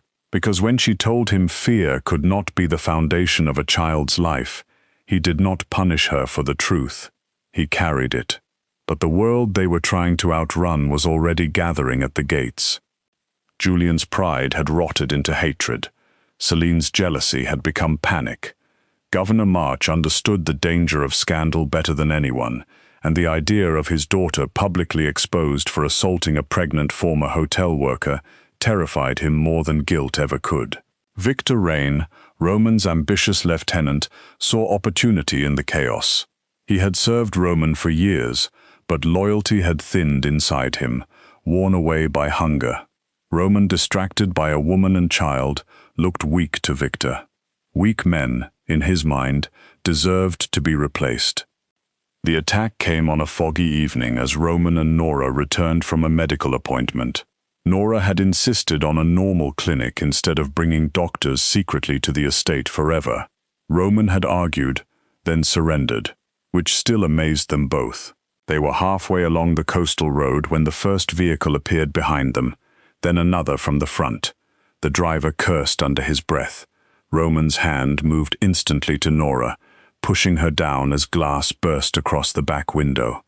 The sound was terrible. Metal screamed. Tires tore against wet pavement. Nora curled around her stomach as Roman covered her with his body, his arms locked around her, his weight shielding her from the spray of shattered glass. His men returned fire from the front seat, but Roman did not reach for a weapon. He stayed over Nora. Every hard breath he took sounded like a promise made against her hair. "Don't move," he said. "I'm scared," she whispered. "I know, sweetheart. I have you." A sharp impact struck Roman's shoulder, and his body jerked. Nora felt the heat of his blood before she understood what had happened. Horror broke through her. "Roman, I'm here," he said, though his voice had gone rough. "Look at me. Not the glass, not the road. Me." The ambush lasted only minutes, but fear stretched it into something endless. When Roman's backup arrived, the attackers scattered. Sirens wailed in the distance. Nora knelt beside Roman on the torn leather seat, pressing both hands to his bleeding shoulder while he tried to tell her he was fine. "You are not fine," she cried. His hand, bloody and shaking, rose to her face. "Are you hurt?" she sobbed then, angry and afraid, and in love with a man who had placed his body between death and their child without thinking. "You could have died." "Yes," he whispered, "but you didn't." Something broke open between them in that ruined car. Nora bent over him, her forehead pressed to his, and for the first time she said the words both of them had been circling for months. "I love you," she whispered, "but I need you to live long enough to become the man you keep promising me you can be." Roman closed his eyes. "You make me want to be him." After the attack, the old Roman Calder would have answered with bodies in the harbor and houses burned at midnight. Everyone expected it. Victor expected it. Governor March feared it. Julian deserved to fear it. Celine locked herself in her room and told herself men like Roman only knew one language. But Nora sat beside Roman while his shoulder was bandaged and asked him a question no enemy had ever been able to ask. "What kind of world do you want your daughter to inherit?" He looked at her for a long time. That night, Roman chose a different kind of war. His advisor uncovered everything with cold, careful precision. Security footage from the hotel showed Celine striking Nora and tearing the necklace from her throat.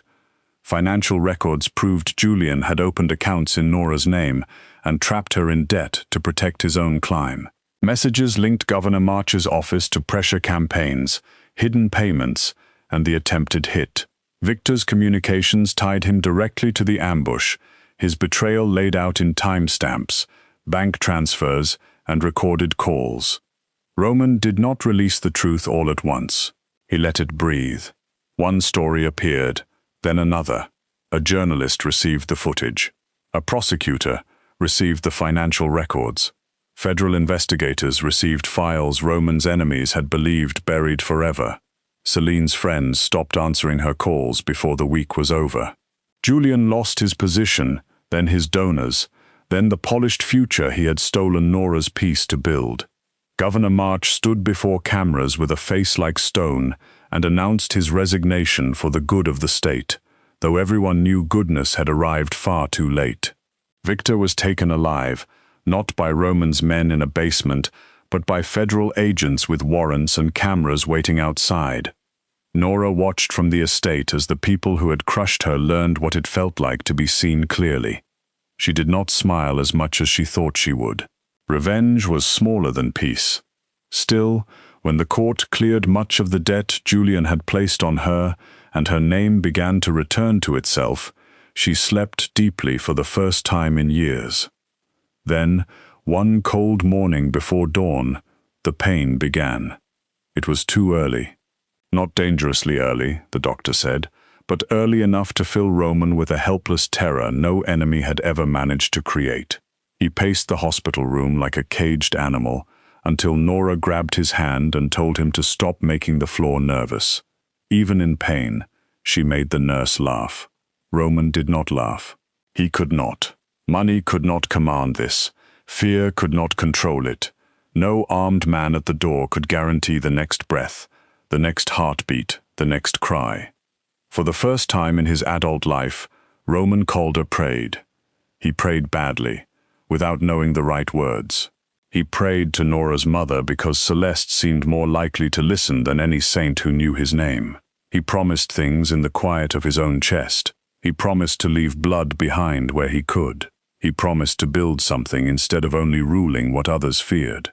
He promised that if Nora and the baby survived, his daughter would never grow up believing love had to sound like orders. Nora gave birth just as morning light spread soft and gold across the windows. Their daughter arrived furious, healthy, and loud enough to make Roman laugh and cry in the same broken breath. Nora held her first, exhausted and shining, her hair damp against her temples, her face full of wonder. Roman stood beside the bed, one hand covering his mouth as if he feared the sound leaving him might be too large for the room. Nora looked at the baby, then at him. "Celia," she whispered. "After my mother." Roman nodded, unable to speak. When he finally held his daughter, the child became quiet against his chest. She was impossibly small in his hands. Roman looked down at her, and everything violent in him seemed to step backward. Not gone, not erased, but no longer king. 6 months later, the Calder estate was no longer Nora's home. She had asked for the sea, but not the fortress. Roman bought a quiet seaside house with white walls, blue shutters, and a garden that Celia would one day run through barefoot. Guards remained, but farther away. Business calls still came, but fewer of them ended in silence. Roman began turning his companies legitimate piece by piece, shutting down the operations that could not exist in the same life as his daughter's crib. It was not easy. Men pushed back. Old partners threatened. Money was lost. But Roman had spent years proving he could hold power through fear. Now he began proving he could let the worst of it go. Together, he and Nora created the Celeste Bellamy House, a shelter and job-training foundation for women who had been hit, abandoned, mocked, trapped, or told they were too much and not enough at the same time. There were sewing rooms there in Celeste's honor, bright with fabric and sunlight. There were childcare rooms, legal offices, warm meals, clean beds, and people who learned every woman's name. Nora walked through those halls with Celia on her hip and the repaired thimble necklace at her throat, greeting women who looked at her with the fragile disbelief of people who had not been treated kindly in a long time. The first public benefit for the foundation was held at the March Family Hotel. By then, the hotel had changed ownership after the scandal. The name on the front had been removed. The ballroom was still beautiful, with its high windows and ocean views, but Nora no longer entered through the service door. She walked in through the front, wearing a deep blue dress that moved softly around her body instead of hiding it. Her arms were full and bare. Her face was calm. Her body, the same body Celine had mocked, carried no apology. At her throat, the little gold thimble shone beneath the lights, repaired but still dented, because Nora had asked the jeweler not to smooth away every mark. Some scars were proof of survival. Roman stood beside her in a dark suit, holding Celia, when Nora stepped to the microphone. The room was full of donors, workers, reporters, and women from the foundation who sat in the front rows like honored guests. Nora looked out at them, and for a moment, she saw the hotel as it had been, the service hall, the slap, the necklace on the floor, the staff too afraid to move. Then she looked at Celia, round-cheeked and sleepy against Roman's shoulder, and the old pain loosened its grip. Nora spoke simply. She spoke of her mother, who had sown beauty into other people's lives while asking for little. She spoke of women who survive quietly because they have no audience for their courage. She spoke of kindness, not as something soft people give because they are weak, but as something strong people protect, because the world is always trying to destroy it. Her voice trembled once, but it did not break. Near the back of the ballroom, Julian Vale stood alone. He had aged badly in the months since losing everything he had worshipped. Without status, his charm looked thin. Without power, his smile had no place to go. Nora saw him, and he saw that she saw him. For a second, the past reached for her. Then Celia made a small, sleepy sound. Roman's gaze found Nora's, and the past fell away. Celine did not attend. Governor March did not attend. Victor Rain watched the story later from a prison common room, his face empty beneath the flicker of bad fluorescent lights. Their absence did not matter. Nora had not come back to show them she had won. She had come back because there were women in that room who needed to know the floor was not the end of the story. When the applause rose, it did not feel like victory over enemies. It felt like the sound of a door opening. Later, after the guests had eaten and the speeches were done, Nora slipped into the quiet back hall where her mother's memorial table had once stood.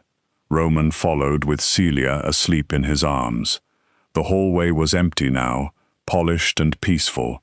Nora touched the thimble at her throat. "I used to think this place took everything from me," she said softly. Roman stood beside her. "Did it?" Nora looked at their daughter, then at the man who had once been feared by everyone, but had learned to be gentle for her. "No," she said. "It showed me what could never be taken." Roman leaned down and kissed her forehead with a tenderness no one from his old world would have recognized. "Your mother would be proud of you." Nora smiled through tears. "She would tell me to stand up straight." "Then stand up straight," Mrs. Bellamy called her. She laughed softly, and the sound filled the hallway where she had once been silent. Outside, the ocean moved under the moon, endless and dark and shining. Nora walked out of the hotel through the front doors, with Roman beside her and Celia sleeping between them. No one looked through her now, but more importantly, Nora no longer needed the world to look at her correctly in order to know who she was. Cruelty had pushed her down, betrayal had stripped her bare, grief had hollowed her out, but none of it had defined her. Not her size, not her poverty, not her ruined marriage, not the names people had tried to place on her when they needed her small. Nora Bellamy had carried kindness through shame, love through fear, and dignity through every room that tried to deny it to her. And in the end, her mother had been right. A woman's worth was never measured by beauty standards, wealth, status, or power. It lived in the quiet courage to remain human when the world tried to make her cruel. It lived in the hands that protected, the heart that endured, and the softness that survived without ever becoming weak. The night New Orleans went dark, nobody expected a laundromat owner with tired feet, empty pockets, and a heart too soft for her own survival to become the one woman a mafia king would never forget. The summer heat had already turned the city mean before the blackout came. It pressed against windows, crawled under doors, stuck to the skin, and made every breath feel stolen. Then the power died across whole blocks at once, swallowing streetlights, traffic signals, porch lamps, bar signs, and the golden glow of expensive riverfront hotels, until the city looked like something ancient had opened its mouth and breathed over it. Somewhere near the Mississippi River, a private charity boat drifted without power, smoke curling from its lower deck like a warning from another world. People screamed. Rich men shouted into dead phones. Women stumbled in jeweled shoes. And, behind a locked service gate, a little girl beat one weak hand against the metal, trapped where nobody important could see her. Everyone heard the panic, everyone saw the smoke, but only Clara Voss moved. Clara had been closing the last dryer at Voss Family Laundry when the lights cut out. The old machines groaned to a stop one by one, like exhausted animals giving up. For a moment, the building became so still she could hear the water dripping from a cracked pipe behind the washroom wall. Then the neighborhood outside erupted into noise. Car horns, distant sirens, people calling from balconies. Somewhere down the street, a man laughed too loudly, the kind of laugh people used when fear was sitting too close. Clara stood in the middle of the laundromat with a basket of warm towels pressed against her wide hip and sweat sliding down the back of her neck. She was 32 years old, fat, worn out, and so used to fixing things alone that the darkness did not scare her as much as the electric bill waiting in the office drawer.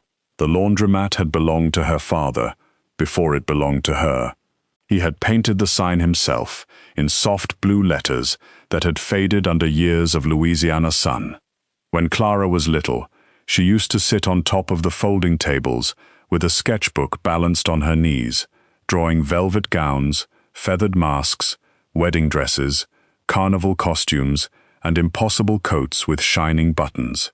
Her father would laugh and tell customers that one day his girl would dress movie stars or queens, whichever paid better. Clara had believed him then. She had believed in fabric, in color, in the magic of turning plain cloth into something that made a person stand taller.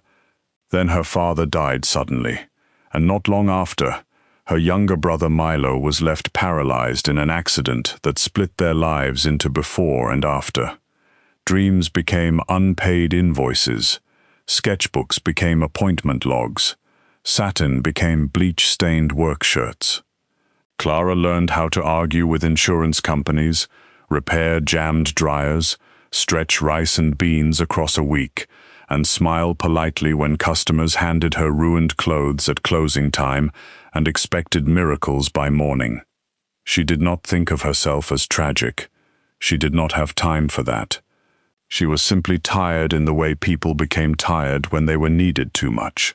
Her body ached from standing all day. Her hands smelled of detergent no matter how hard she washed them. Her dark hair was twisted into a messy bun, and her cotton dress clung to the soft rolls of her stomach and thighs. Men rarely looked at Clara unless they wanted help lifting something. Women with sharp smiles sometimes spoke to her in that sweet, careful voice people used when they thought kindness and pity were the same thing. She had spent most of her life being treated like furniture in a room everyone used but nobody noticed. She was useful.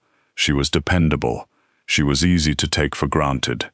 That night, after the power failed, Clara locked the cash drawer, checked the back door, and called Milo. The signal was weak, but his voice came through with its usual dry humor. He told her the apartment was hot enough to roast a chicken, and that if the power did not come back soon, he planned to move into the freezer aisle at the corner store. Clara smiled despite herself, and promised she would be home soon with ice, if any store still had some. She picked up her bag, tucked her keys between her fingers the way women did when walking alone at night, and stepped out into the thick dark of the city. The streets were strange without light. New Orleans did not become quiet. It never did. Even in darkness it hummed. People gathered outside bars where the music had died but the drinking had not. Old men sat on stoops fanning themselves with paper plates. Dogs barked at shadows. The air smelled of river mud, hot brick, spilled beer, and rain that had not yet decided whether to fall. Clara walked toward the river because the main avenue was blocked by traffic, and the breeze near the water, even a dirty, warm breeze, was better than nothing. She was thinking about Milo's medication schedule, the broken washer in the back row, and the landlord's latest threat to raise the rent when the first scream cut across the waterfront. Clara stopped. At first, she saw only shapes. A riverboat, too elegant for ordinary people, sat crooked against the dock, its strings of decorative lights dead. Smoke poured from one side of the lower deck and rolled across the gangway. People were pushing toward the exit in a glittering rush of panic, their formal clothes flashing in the emergency glow of a few battery lanterns. Someone shouted that the engine room had blown. Someone else screamed for security. A man in a tuxedo stumbled past Clara, coughing hard, one sleeve burned at the cuff. No one seemed to know who was in charge. No one seemed to know who was still inside. Clara should have kept walking. That was what a sensible person would have done. She was not a firefighter. She was not young and fast. She had Milo waiting at home, and if something happened to her, there was no one left to hold their tiny world together.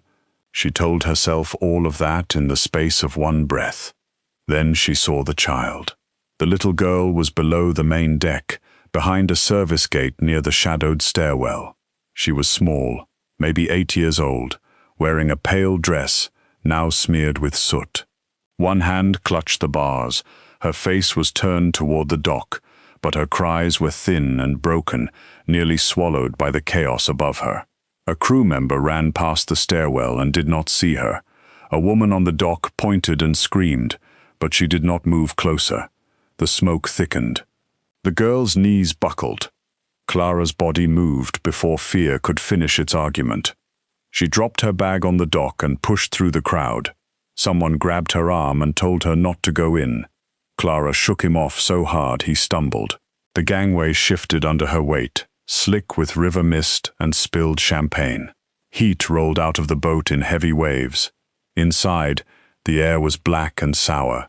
Clara pulled the collar of her dress over her nose and coughed as her eyes burned. The emergency lights flickered weakly along the walls, turning everything red and ghostly. She could hear the child again, closer now, coughing more than crying. The service gate was locked with a heavy chain. Clara pulled at it once, twice, uselessly. Her palms slipped with sweat. She looked around and saw a fire axe behind cracked glass on the wall. For one wild second, she remembered being 12 years old in the laundromat, using scissors too big for her hands to cut cloth for a costume she had never finished. Then she smashed the glass with her elbow, grabbed the axe, and swung. The first strike sent pain roaring up her arms. The second knocked the chain loose but did not break it. Smoke crawled lower, filling her lungs. Clara planted her feet, felt the full weight of her body settle beneath her, and swung again with everything grief, debt, exhaustion, and love had built inside her. The chain snapped. The gate lurched open. The little girl collapsed into her arms. Clara caught her against her chest, shocked by how light she was. The child's skin was hot. Her breathing sounded wrong, soft and wet and fading. Clara's fear sharpened into something colder. She had sat beside Milo in hospitals. She knew the sound of breath becoming work. She dropped the axe, lifted the girl, and turned toward the way she had come. But a crash above them shook the stairwell. Something heavy fell across the passage, throwing sparks into the smoke. People screamed from the main deck. The way out was blocked. For a moment, Clara stood in the dark with the child's face pressed against her shoulder and felt the terrible truth of it. No one was coming fast enough. She forced herself to think. Laundromats taught a person things rich people never noticed. Service doors, maintenance passages, vents, back routes meant for workers, not guests. Clara spotted a narrow corridor marked for crew only and pushed into it sideways, clutching the girl tight. The passage was barely wide enough. Her hip scraped against metal. Her shoulder hit a pipe. She whispered to the child the whole time, though she did not know if the girl could hear her. "Stay with me, baby. Breathe when I breathe. Just a little longer. I have you. I have you." The boat moaned around them. Somewhere below, machinery popped and hissed. Clara kept moving. Her lungs burned so badly that black spots swam in her vision, but she did not stop. When the girl stopped coughing, Clara panicked and shifted her higher, pressing 2 fingers beneath her jaw the way she had seen nurses do. There was still a pulse, weak but there. Clara began to hum without realizing it, an old lullaby her father used to sing while sweeping the laundromat after closing. Her voice came out rough and broken, but the rhythm steadied her steps. At the end of the passage, a maintenance door was jammed. Clara kicked it once. Pain shot through her foot. She kicked again, sobbing with effort. The door gave way, and humid night air rushed over her face like mercy. She stumbled out onto a lower platform near the dock, holding the girl so tightly that her arms trembled. A paramedic saw them and shouted. Hands reached for the child, but Clara did not let go until someone with a medical bag looked her in the eye and said they had her. Only then did Clara step back. The dock blurred. Sirens howled closer. People crowded around, asking questions she could not answer. Someone tried to put a blanket over her shoulders. She pushed it away. Her throat felt scraped raw. Her dress was torn, her arm was bleeding from the broken glass, and soot covered her face. She looked once at the little girl, now surrounded by paramedics, an oxygen mask pressed gently over her nose and mouth. The girl's hand moved weakly, reaching for something. Maybe her, maybe no one. Clara's heart twisted. Then she heard a man shouting a name, Leora. The name rolled across the dock with such fear inside it that Clara turned. A black SUV had stopped beyond the police barrier. Men in dark clothes moved around it with the hard, silent speed of trained violence. And through them came a man who made the entire waterfront seem to pull back. He was tall, broad-shouldered, dressed in a white shirt with the sleeves rolled to his forearms. His dark hair was disordered like he had touched it too many times on the way there. His face was beautiful in a severe, dangerous way, but his eyes were not cold then. They were wild. They searched the smoke, the stretchers, the crowd, and then locked on the little girl. Clara knew before anyone said it. This was her father. She watched him drop to his knees beside the stretcher. She saw the way his hand shook as he touched the child's hair. She heard his voice lower into something broken and tender. The sight hurt more than the smoke in her lungs. It made her think of her own father, of Milo in the hospital bed, of how love could turn even strong people helpless. Clara stepped backward, suddenly aware of her body, her torn dress, her dirty face, the blood on her arm, the crowd, the questions waiting to trap her there. She had not done this for attention. She had not done it for money. She had done it because a child was alone in the dark. So while everyone looked at the man and the child, Clara slipped away. By morning, the city knew Roman Kane's daughter had survived the riverboat fire. The news anchors spoke carefully, because even people who pretended not to know his name still knew enough to fear it. Roman Kane owned shipping companies, hotels, casinos, warehouses, and pieces of the city that never appeared on paper. Men who crossed him tended to lose businesses, freedom, or blood. But he had also funded hospitals, repaired schools, paid funeral costs for strangers, and kept whole neighborhoods alive through favors nobody could prove. In New Orleans, his name was both a warning and a prayer. Roman did not care what the city said. He sat beside Leora's hospital bed and watched the rise and fall of her chest, like his own life depended on it. Her small hand rested inside his. There was soot beneath one of her fingernails that the nurses had missed. Every time he saw it, something ancient and violent moved inside him. Someone had tried to kill his daughter.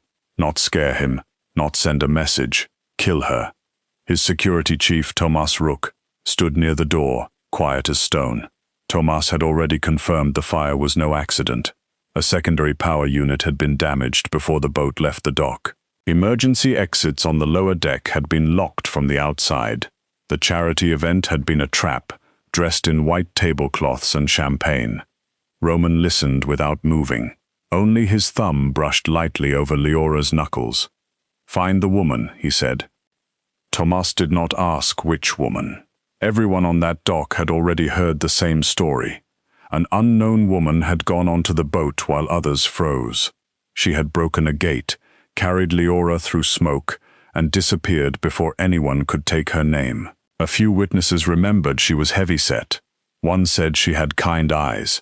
One said she moved like she had no idea she was supposed to be afraid. A dock worker remembered the name on a torn laundry receipt that had fallen from her bag before she vanished. Voss Family Laundry. Roman found her 2 days later, not through a messenger, not through a phone call, and not through one of the smiling lawyers people like him used when they wanted to make kindness feel like business. He came himself. Clara was behind the counter sorting a pile of damp uniforms when the bell above the laundromat door gave its tired little jingle.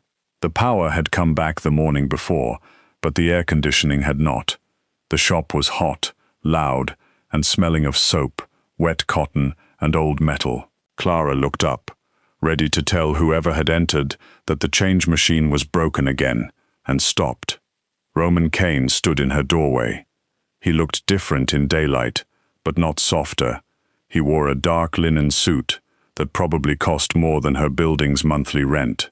His face was calm, but the kind of calm that felt earned through storms. Behind him, 2 men waited outside near a black car, pretending not to watch every corner of the street. Clara's first thought was that she had somehow done something wrong. Her second was that his daughter must have died. Her hand tightened around a wet shirt. Roman seemed to read the fear before she spoke. "Leora is alive," he said.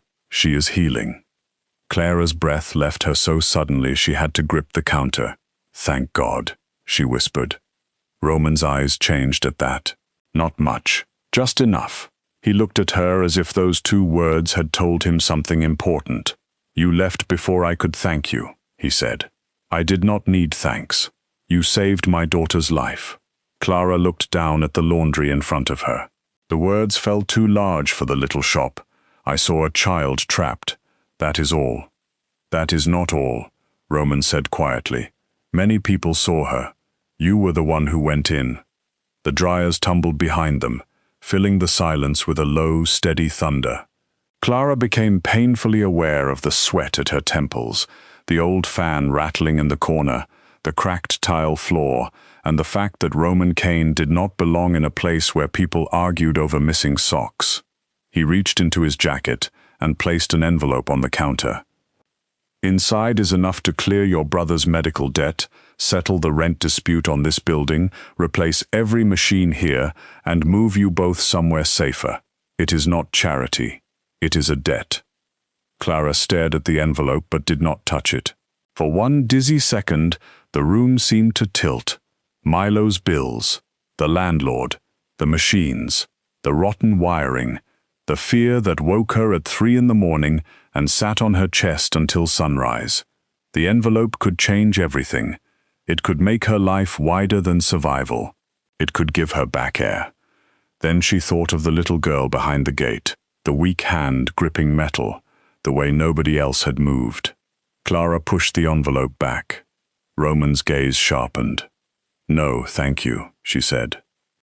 He looked almost confused, as if no one had ever refused him in a language he understood.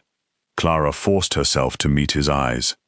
"I did not save your daughter because she was Roman Kane's child.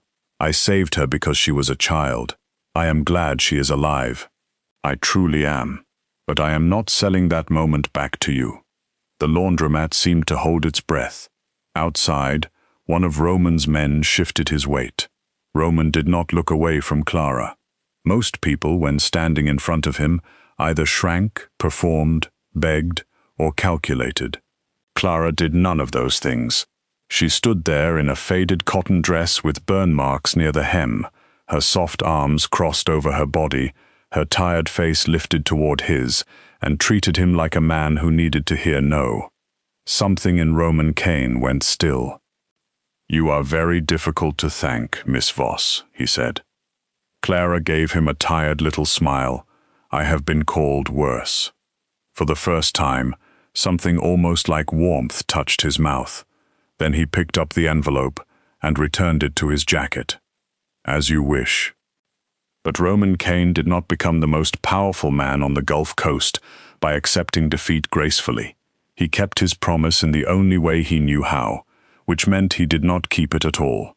A week later, a legal aid group Clara had never heard of offered to review her lease and somehow found enough violations to force her landlord into a new agreement. 3 days after that, Milo was accepted into an advanced rehabilitation program through an anonymous medical grant. Then, electricians arrived, claiming the city had approved emergency repairs after a safety inspection Clara had never requested. New cameras appeared on the block. A security patrol began passing twice a night. The broken streetlight outside the laundromat, dark for almost 3 years, suddenly glowed bright enough to turn midnight silver. At first, Clara tried to believe in coincidence. She wanted to. Coincidence was easier than Roman Cain looking at her life from the shadows and quietly rearranging the pieces. But when Milo called her from rehab, voice shaking with hope because the new doctor had ideas no one else had offered, Clara sat behind the laundromat counter and cried into a stack of clean towels. Not because she was grateful, not only because she was grateful, because she felt handled, managed, moved around by invisible hands.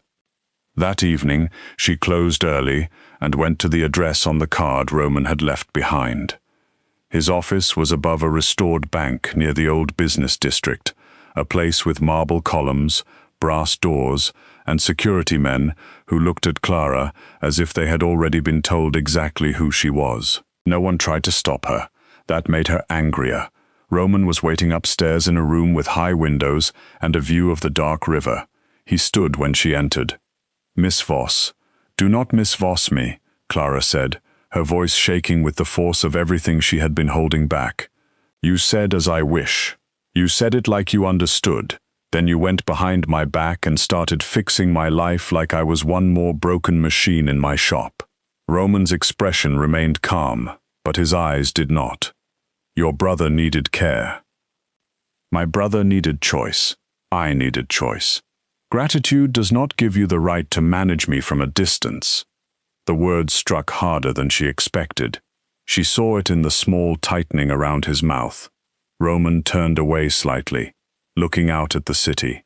For a long moment, he said nothing. "You are right," he said at last. Clara blinked. She had expected defense, power, a cold reminder that he could do what he wanted. Not that. Roman turned back to her. "I am used to solving danger with control.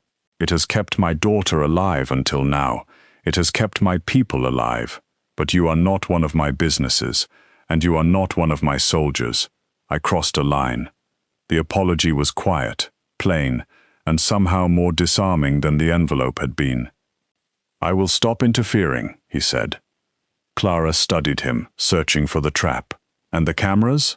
"Neighborhood safety program," he said. "Roman." He exhaled slowly. "I will have them removed if you want." She did want that. Or she wanted to want it.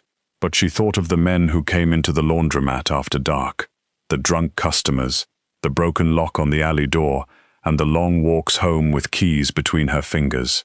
Her anger softened at the edges, which annoyed her even more. "Leave the streetlight," she muttered. Again, that faint, almost smile touched his mouth. "The streetlight stays." Clara left believing she had won. Roman let her believe it because he had already learned something about Clara Voss. She would refuse a cage even if it was made of gold. She would not be bought, ordered, or softened by luxury. But the riverboat had been sabotage, and whoever planned it had failed to kill Leora because Clara had walked through smoke. If Roman's enemies learned her name, they would not see a brave woman. They would see a door into his heart. So Roman stopped fixing Clara's life where she could see it, and in the dark, where she could not, he placed guards around everything she loved. The first men who came for Clara Voss did not arrive with guns showing or masks over their faces. They came with clipboards, clean shirts, and fake city badges hanging from cheap plastic lanyards, because evil was smartest when it dressed itself like paperwork. The sun had already gone down, and the laundromat had that strange after-hours quiet Clara knew too well, the soft ticking of cooling dryers, the drip of water in the back, the faint smell of bleach and warm cotton hanging in the air. Outside, the repaired streetlight shone over the sidewalk, bright and steady, turning the front windows into dark mirrors. Clara was alone behind the counter, counting the last few bills from the register, when the bell above the door gave its tired little ring, and two men stepped inside, wearing smiles that did not reach their eyes. One of them said there had been a gas leak reported on the block, and that she needed to leave immediately. The other stayed near the door, watching the street instead of the machines. Clara felt the warning before she understood it. Maybe it was the way the first man held his badge too high and too fast. Maybe it was the way his boots were too clean for someone walking through New Orleans utility grime. Maybe it was because Clara had spent her whole life being underestimated, and people who underestimated her always got lazy. She looked past them through the front glass and saw a third man waiting near an unmarked van with the engine running. Her heart began to pound, but her face stayed tired and plain.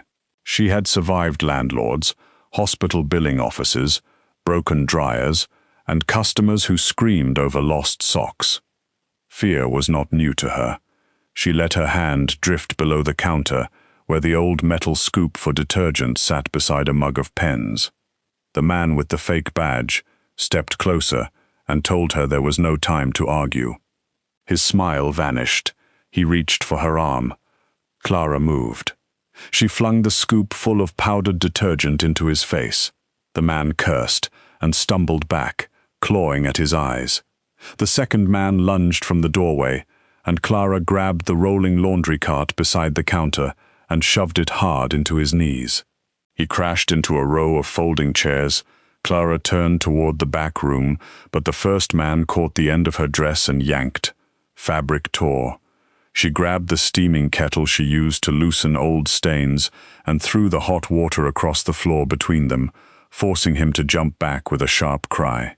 Then she lifted the heavy iron press handle and swung it like a weapon, her soft arms shaking, her breath coming fast, her whole body turning into a wall between herself and whatever waited outside. The door burst open before the men could recover, not from the attackers, but from the shadows beyond the streetlight. Roman's guards swept inside with quiet, frightening speed. One man was pinned against the washer. Another hit the tile hard enough to knock the air out of him. The third tried to run for the van, but a tall, stone-faced man with silver at his temples caught him by the back of the collar and put him face first against the hood. Clara stood behind the counter with the iron press handle still raised, her chest heaving, detergent dust floating around her like pale smoke. The silver-haired man came in last. He was calm, controlled, and built like a locked door. He introduced himself as Tomas Rook, Roman's security chief, though Clara already knew without being told. Nobody else moved like they had measured every exit before entering the room. He asked if she was hurt. Clara stared at him, then at the guards, then at the men on the floor. "You have been watching me," she said. Tomas did not insult her by lying. "Yes? For how long?" "Since the night after you came to Mr. Kane's office." Anger rose in her so fast it nearly covered the fear. Clara lowered the metal handle with a hard clatter. "Of course," she whispered. "Of course he apologized to my face and kept guards in my life anyway." Tomas showed her the evidence because he was too practical to argue with pride, while danger was still breathing in the room. He showed her photos of the men near Milo's rehab center, messages intercepted from people who knew she had pulled Leora Kane from the riverboat, a plan to take Clara, trade her for access to the child, and force Roman into the open. Clara's anger did not disappear. It only changed shape. It became colder, sharper, because now Milo was in it. Now Leora was in it. Now her little laundromat, the only thing she had left of her father, had become a battlefield because she had done the right thing. Roman arrived 10 minutes later.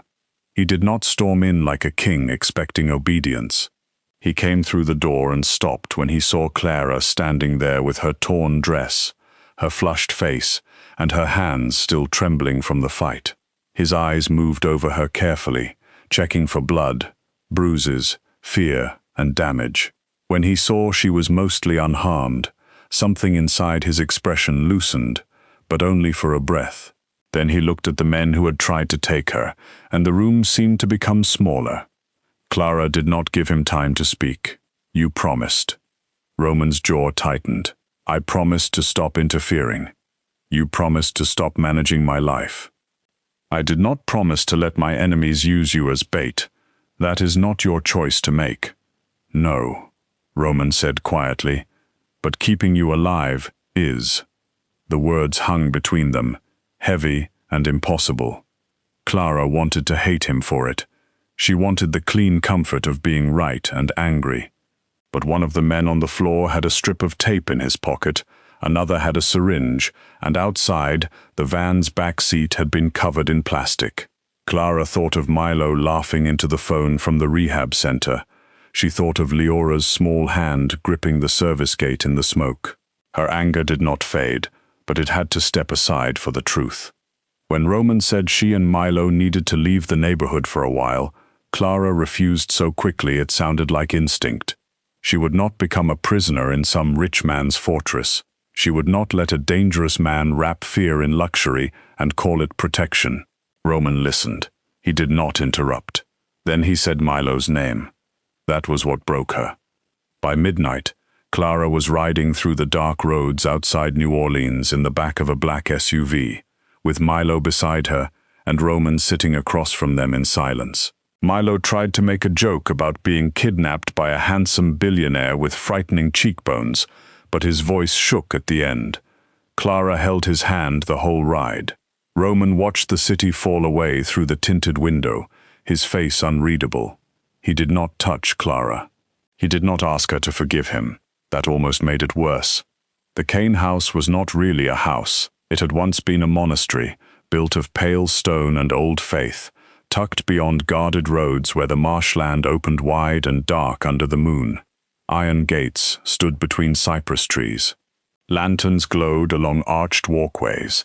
The air smelled of wet grass, old brick, and distant water. Clara expected cold marble and silent servants.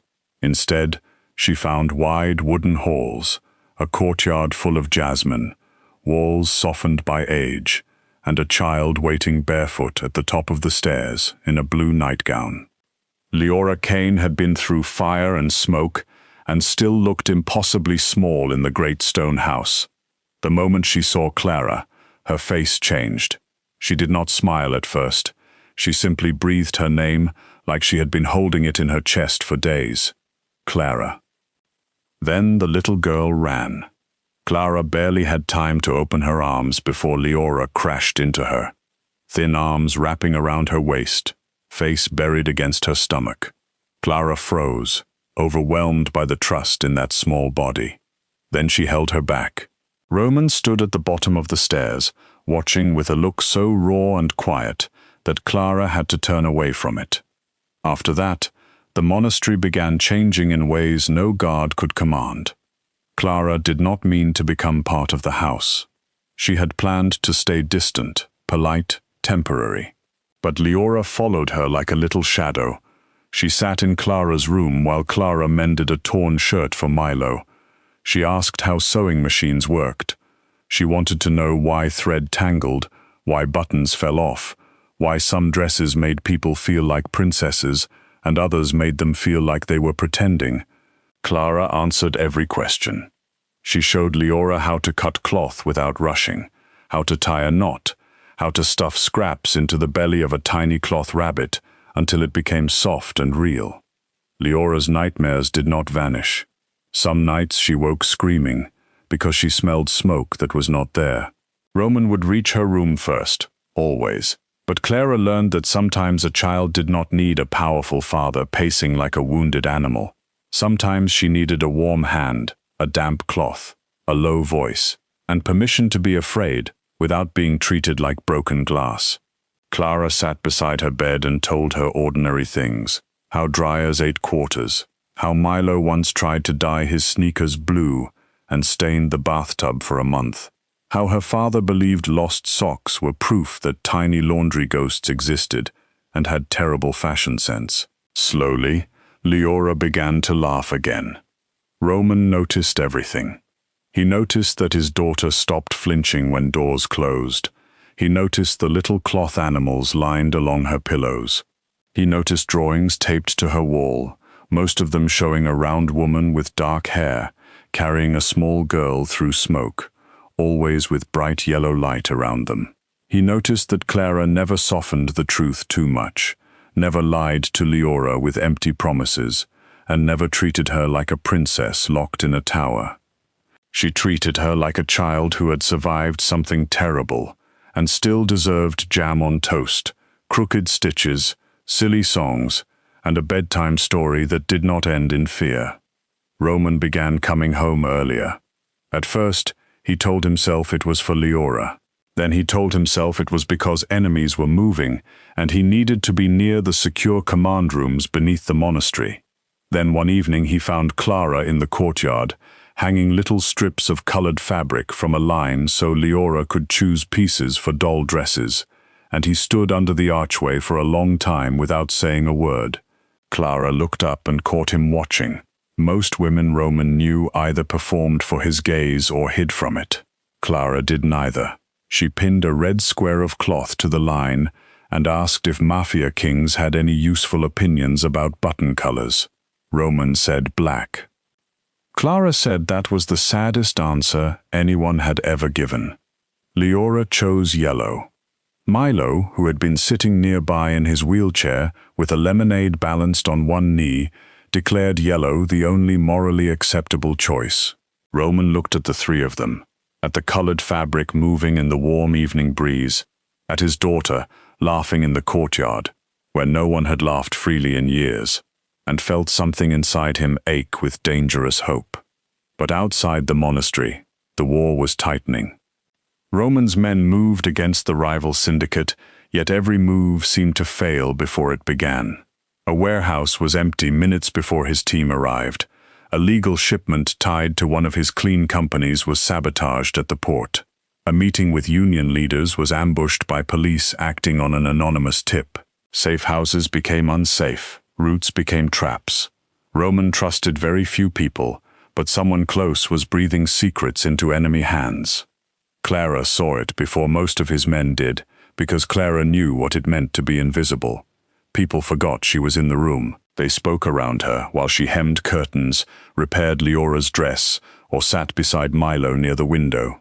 She noticed who entered Roman's study before bad news followed. She noticed who left charity documents on the wrong desk. She noticed the calm face of Father Elias Draven each time disaster arrived. Elias was old, soft-spoken, and treated by everyone in the house like a sacred piece of family history. He had known Roman as a boy. He had managed the Cain Charitable Foundations for years.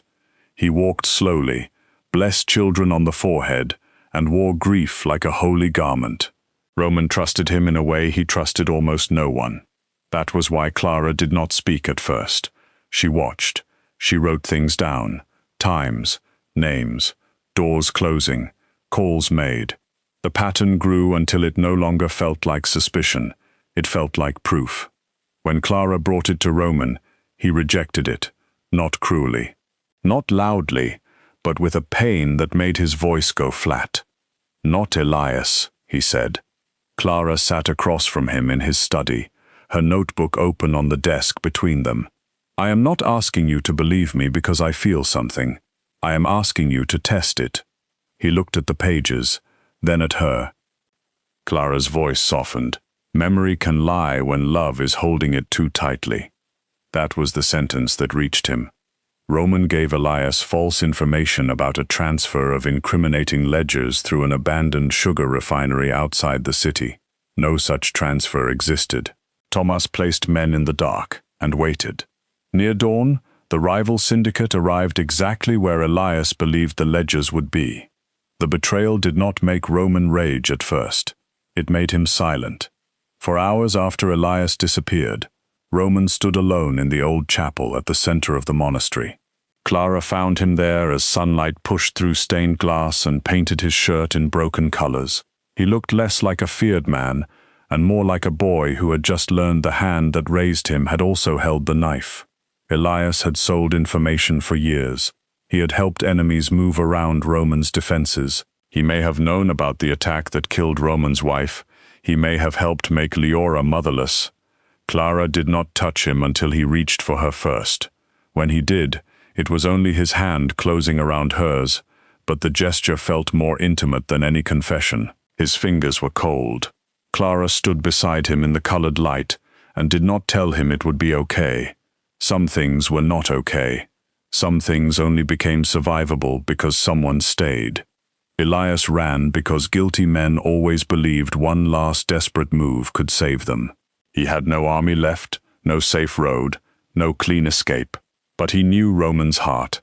He knew the one person Roman would trade the world to protect. Leora's school trip to the city museum had been planned before the riverboat attack, cancelled, then quietly restored after Leora begged to go.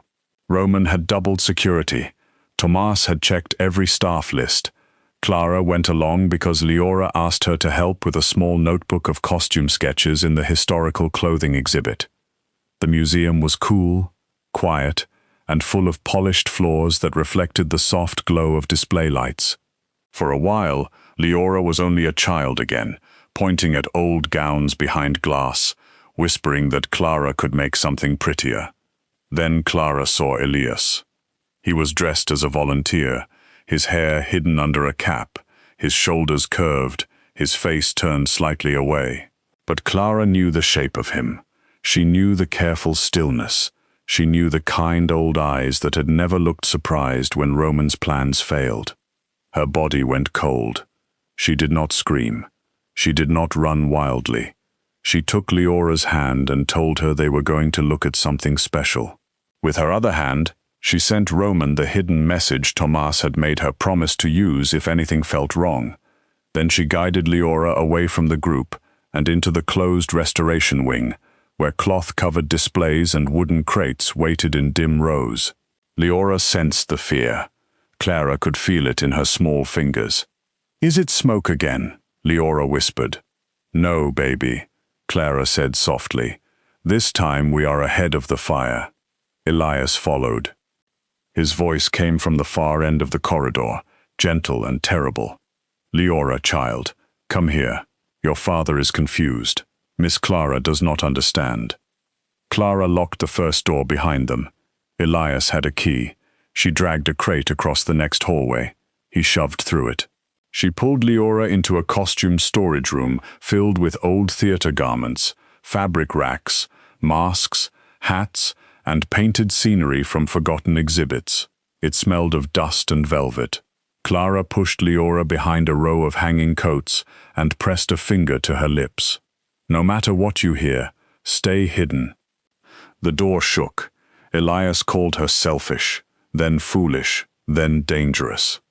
His softness burned away with every word until the old holy man was gone and only the frightened traitor remained. When he broke through, Clara was waiting. She shoved a tall rack of heavy costumes into his path. He stumbled, cursing as velvet, wool, and wooden hangers tangled around him. Clara grabbed a stage prop, a painted wooden staff from some old production, and swung it at his wrist when he reached into his coat. Something metallic clattered across the floor. Elias lunged. Clara backed into a table, pain flashing through her hip, but she did not fall. She thought of the riverboat, of the service gate, of every person who had ever looked at her and decided she would move slowly, think slowly, break easily.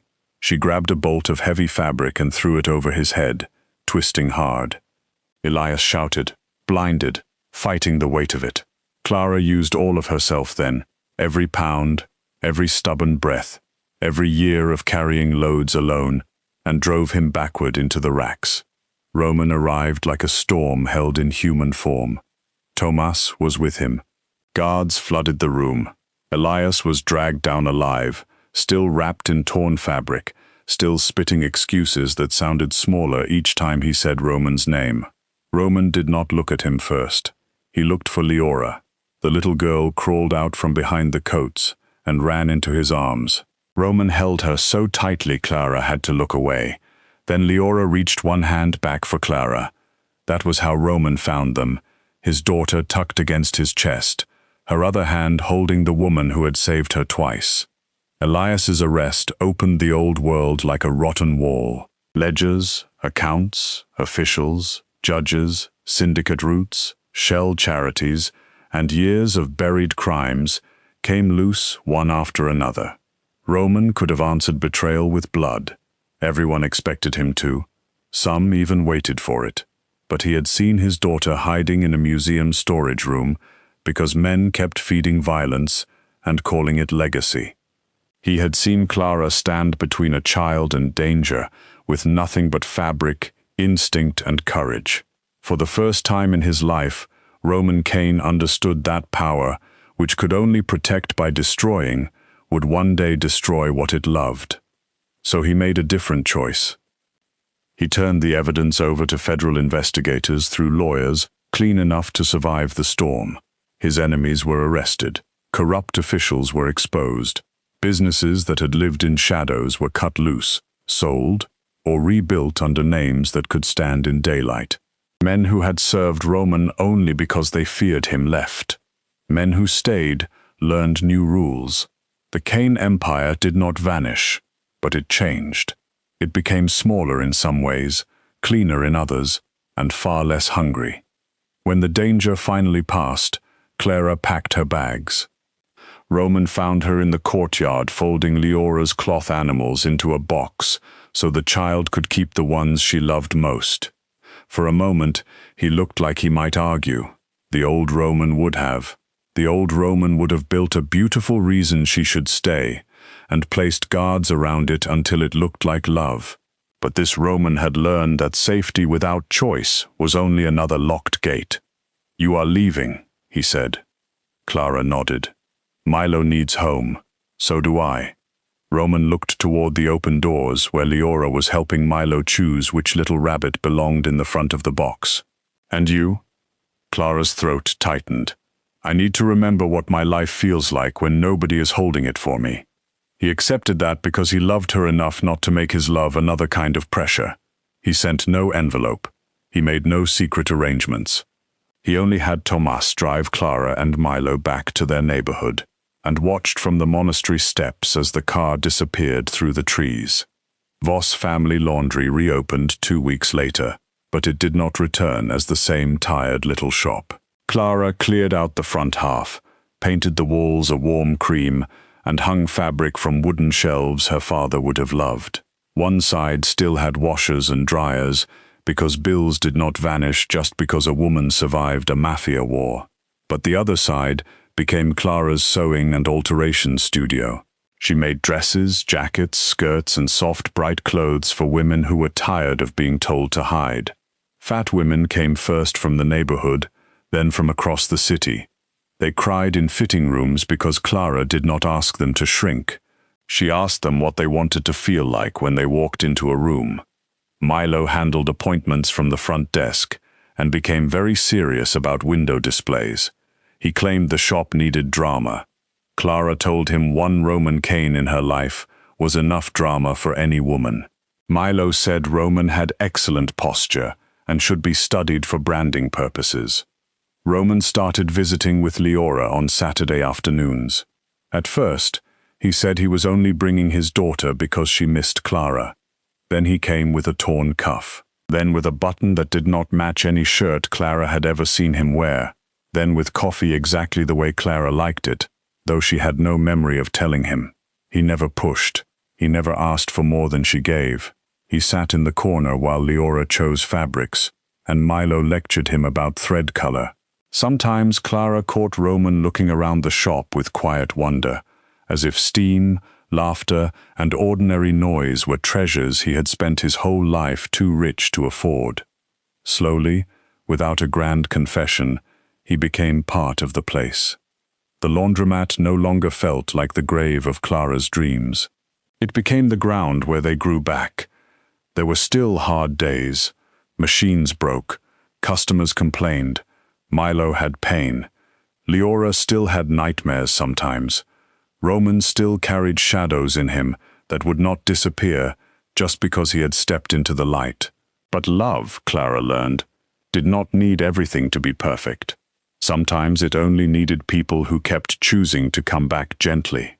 One evening, near the end of summer, Clara finished fitting Leora for a handmade dress made of soft yellow fabric with tiny white flowers stitched near the hem. The child stood in front of the mirror, turning carefully, her face glowing with the shy pride of someone seeing herself as beautiful after fear had made the world too large. Roman stood behind her, holding the sewing basket without complaint, though bright ribbons spilled over one of his expensive sleeves. Milo sat by the window, pretending not to be emotional and failing badly. Leora stepped down from the fitting stool and took Clara's hand in one of hers. Then she reached for Roman with the other. She looked up at Clara with serious eyes. "You saved me twice," she said. "Once from the smoke, and once from being scared forever." Clara could not speak. Roman looked at her across their daughter's small hands, and there was no need to name everything out loud. The city outside glowed gold and purple, the streets still warm from the day, the air smelling of rain, river water, detergent, and fresh coffee. Clara turned off the sewing machine. Milo locked the register. Roman carried Leora's basket like it was something sacred, and when Clara locked the shop door, she did not feel like she was closing away a life she had settled for. She felt like she was protecting a life she had chosen. Together, they walked down the sidewalk under the repaired streetlight, not as a debt unpaid, not as a rescue unfinished, not as a lonely woman and a dangerous man bound by smoke and fear, but as something quieter and stronger. A family, still learning its shape, a little strange, a little wounded, a little impossible, but real. And in a city that had once gone dark enough to reveal every hidden thing, Clara Voss finally stepped into the light without asking anyone's permission to be seen. The richest room in the Vascari estate went silent because a fat catering girl dropped a stain on the wrong woman's dress, but by midnight, that small dark splash would destroy an engagement, expose a cruel heart, and remind one of the most feared men in the city what real power was supposed to protect. The silver gown had cost more than Marabel Cruz made in a year. The mansion around her had enough guards to stop a small army. The guests wore diamonds, silk, custom suits, and quiet smiles that hid dangerous secrets. And Marabel, standing in the middle of it all with a dessert tray shaking in her hands, understood with a cold, sinking certainty that nobody in that beautiful room was going to save her. The Vascari estate sat behind two black iron gates at the end of a private road lined with cypress trees and low golden lights. From the outside, it looked less like a family home and more like a palace that had learned how to keep secrets. Cameras watched every corner. Guards stood near the fountains with their hands folded in front of them, pretending not to notice anything while noticing everything. Music floated out from the open terrace doors, soft violin over low laughter, and beyond the glass walls, the ballroom glowed like a jewelry box. Everything inside seemed polished, until it no longer looked real. The marble floors reflected the chandeliers. Tall mirrors caught pieces of beautiful faces. White roses spilled from crystal vases as if money itself had bloomed. Marabel Cruz had never seen anything like it. She had worked weddings, charity dinners, and private birthday parties for rich people who complained when the shrimp was too cold. But this was different. This was wealth with teeth. Everyone had arrived in black cars with tinted windows. Men who looked like senators laughed with men who looked like they broke bones for a living. Women in gowns moved through the room like expensive ghosts, their smiles sharp and careful. Marabel kept her head down and reminded herself of the only reason she was there. She needed the money. She needed every dollar from that temporary catering shift because her mother's prescription had gone up again, because her younger sister, Lena, still needed the operation they had been praying for, because final year textbooks for respiratory therapy did not buy themselves, and because nobody was coming to rescue the Cruz family from anything. So Marabel made herself small, or at least she tried. It was a habit she had learned young, even though her body had never allowed her to disappear the way other people seemed to expect. She was soft and wide and heavy, with round cheeks that flushed too easily, and hips that bumped tables if she turned too fast. Her black catering uniform pinched at her waist and pulled tight across her chest, no matter how carefully she adjusted it. All night she had moved slowly, holding trays close, saying, "Excuse me," in a quiet voice, stepping out of the path of people who never stepped out of hers. She knew the rules of rooms like this. Do not stare, do not listen, do not react, smile when spoken to, apologize even when no apology is deserved. Become part of the wallpaper and hope nobody notices the wallpaper has a heartbeat. At the center of the celebration stood Celeste Rourke, the bride-to-be, glittering beneath the chandelier like a blade dipped in moonlight. Her gown was silver, narrow, and cruelly perfect, clinging to her body as if it had been poured over her. Diamonds trembled at her ears. Her blonde hair was swept back from a face too beautiful to look kind. She laughed loudly when important men spoke, and when servers came near her, her eyes slid over them with the bored disgust of someone noticing dust on polished glass. Everyone knew Celeste. Marabel had heard the other catering staff whispering before the first guests arrived. Celeste Rourke, daughter of a shipping king, queen of every charity board that cared more about cameras than children, future wife of Dante Vascari. Beautiful Celeste, untouchable Celeste, the kind of woman who could ruin a person's life and still be praised for her posture. And then there was Dante Vascari himself.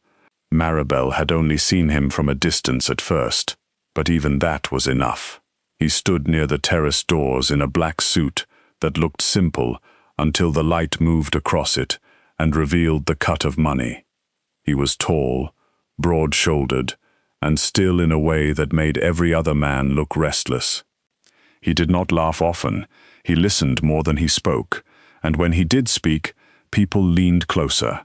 There was nothing loud about him, nothing wild, yet the whole room seemed to arrange itself around his silence. Marabel knew enough from gossip and warning to understand what he was. The Vascari family owned restaurants, construction firms, hotels, charities, import companies, and, according to every nervous whisper in the city, much darker things that never appeared on paper. Dante was feared because he was disciplined. He did not rage in public. He did not waste words. He did not need to threaten people twice.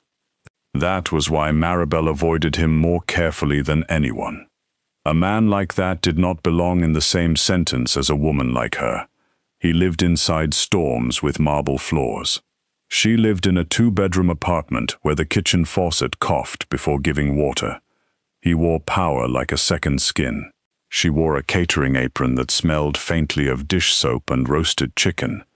If their worlds touched at all, it would only be because she handed him a glass and stepped away before he noticed her hands shaking.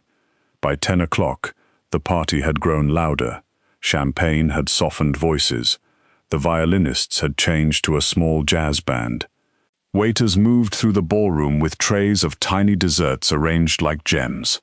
Marabel carried dark berry panna cotta in narrow crystal glasses, each one topped with a glossy sauce so deep purple it looked black under the lights. She moved along the side of the room, careful with every step. Her feet hurt. Her shoulder ached from hours of balancing trays. Her stomach had been empty since noon, but she ignored it. She was almost done. Just one more hour. One more hour and she could take the bus home, count her tips, kiss Lena on the forehead if she was still awake, and maybe study 2 pages before falling asleep with her notebook open. She did not see Celeste turn until it was too late. It was only a brush, a tiny accident. Celeste stepped backward without looking, and Marabel twisted to avoid her, but the edge of the tray tilted. One glass wobbled. A spoon slipped. A small ribbon of dark berry sauce slid through the air and landed on the silver gown just below Celeste's hip. It was no bigger than a thumbprint, but the room seemed to feel it before anyone spoke. Celeste looked down. Her smile vanished. The musicians continued playing for 3 more seconds. Then even the music seemed to understand danger and faded into uncertain silence. Marabel's breath stopped. "I'm so sorry," she whispered, setting the tray down on the nearest table before her hands could fail completely. "I'm so sorry, ma'am. I can get club soda, or the manager, or—" Celeste lifted her eyes. The look on her face was not surprise. It was not even anger at first. It was pleasure, cold and sudden, like she had been waiting all night for someone small enough to punish. "Do you have any idea what you just did?" she asked softly. Marabel swallowed. "It was an accident. I'm sorry." "An accident," Celeste repeated the words, as if tasting something rotten. Her voice carried easily through the room. "Of course it was. People like you are always accidents waiting to happen." A few guests shifted. Nobody stepped forward. Marabel felt every stare land on her body, on the too-tight shirt, on the apron stretched around her middle, on the soft roll of her stomach she had spent the whole night trying to hide. Heat crawled up her neck. Celeste took one slow step closer. "You waddle through my engagement party, bump into me with your cheap little tray, ruin my gown, and then stand there breathing at me like a frightened cow." The words hit harder, because Marabel had heard versions of them all her life. In school hallways, on buses, in clothing stores, from relatives who called cruelty concern. For a moment, she was not 24 years old in a mansion full of strangers. She was 12, hiding in a bathroom stall while girls laughed outside. She was 17, pretending she did not want to go to prom. She was 21, smiling at a customer who told her she had such a pretty face before asking if the restaurant gave her free food. Her mouth opened, but nothing came out. Celeste's hand shot out and grabbed Marabel's upper arm. Her nails pressed through the black sleeve. "Look at me when I speak to you." Marabel lifted her eyes. "Please let go." A tiny gasp moved through the nearest guests, not because Marabel had been hurt, but because she had dared to say please like a human being instead of a thing. Celeste's face hardened. She glanced around, humiliated now by the stain, by the attention, by the fact that a server had not collapsed quickly enough beneath her anger. Behind her, near the old trophy collection displayed along the ballroom wall, there were riding crops, framed ribbons, polo mallets, and an ornamental leather horse strap mounted beneath a glass case that had been left open for guests to admire the family history. Celeste turned toward it with a strange calm that made Marabel's skin go cold. "People forget their place when they are not reminded," Celeste said. Marabel took a step back. "Please, I said I was sorry." Celeste snatched the leather strap from the display. It was dark brown, polished, decorative, never meant to be used on a person, but in Celeste's hand it looked alive. The room held its breath.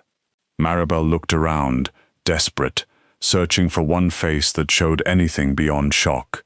A senator stared into his glass. A businessman glanced toward the doors. A woman in emerald earrings lifted her hand to her mouth but said nothing. Even the catering manager stood frozen near the kitchen entrance, pale and useless. The strap came down across Marabel's shoulder with a sharp crack. Pain flashed hot and bright through her body. Marabel cried out before she could stop herself. The sound echoed against the marble. She stumbled backward, one hand flying to her shoulder, her eyes filling with tears she hated immediately. She did not fall. Some stubborn part of her refused to give Celeste that too. But the room blurred.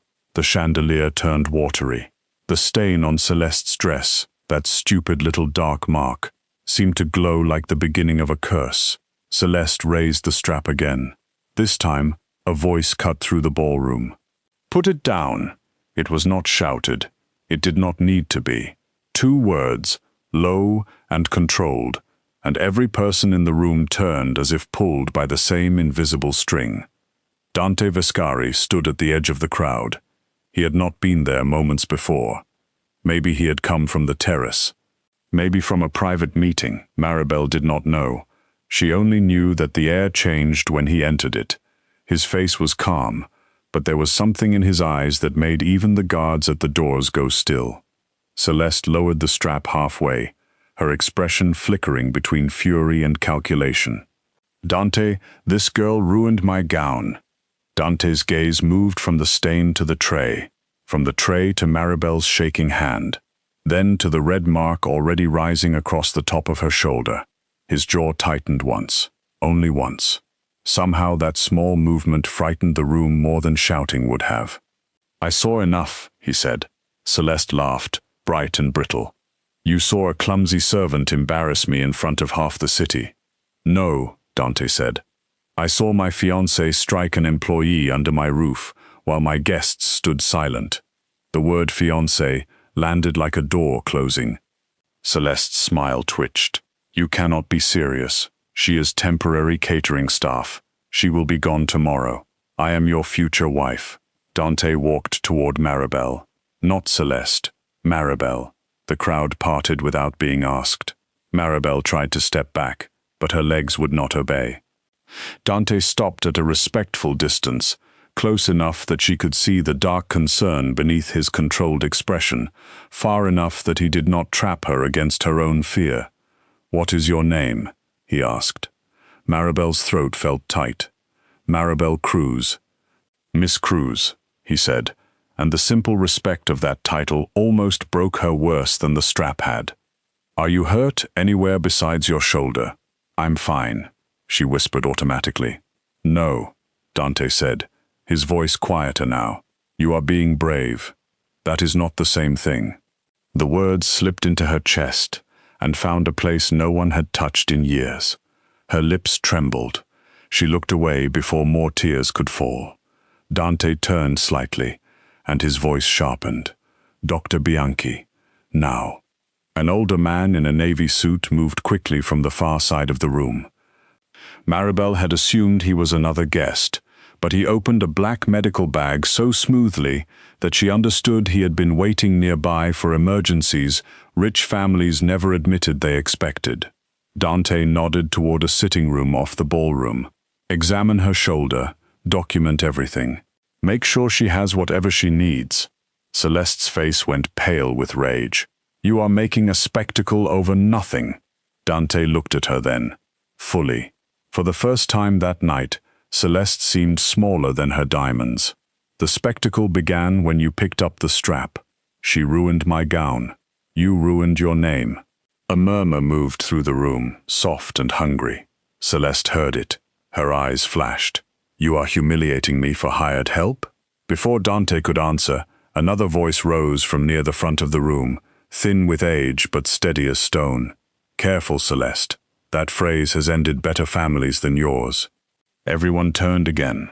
Mafia Vascari sat in a high-backed chair near the fireplace, wrapped in black silk, her silver hair pinned neatly at the nape of her neck. She was Dante's aunt, the matriarch of the family, and the only person in the estate who seemed completely unafraid of him. Two younger relatives moved as if to help her stand, but she waved them away and rose on her own, slow and proud. The room grew even quieter. Sophia looked at Marabel first, and her expression softened with something old and painful. Then she looked at Celeste.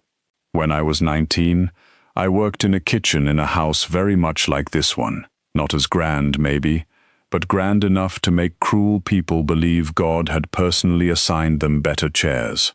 I was heavy then, heavier than the girls they liked to put in the front rooms.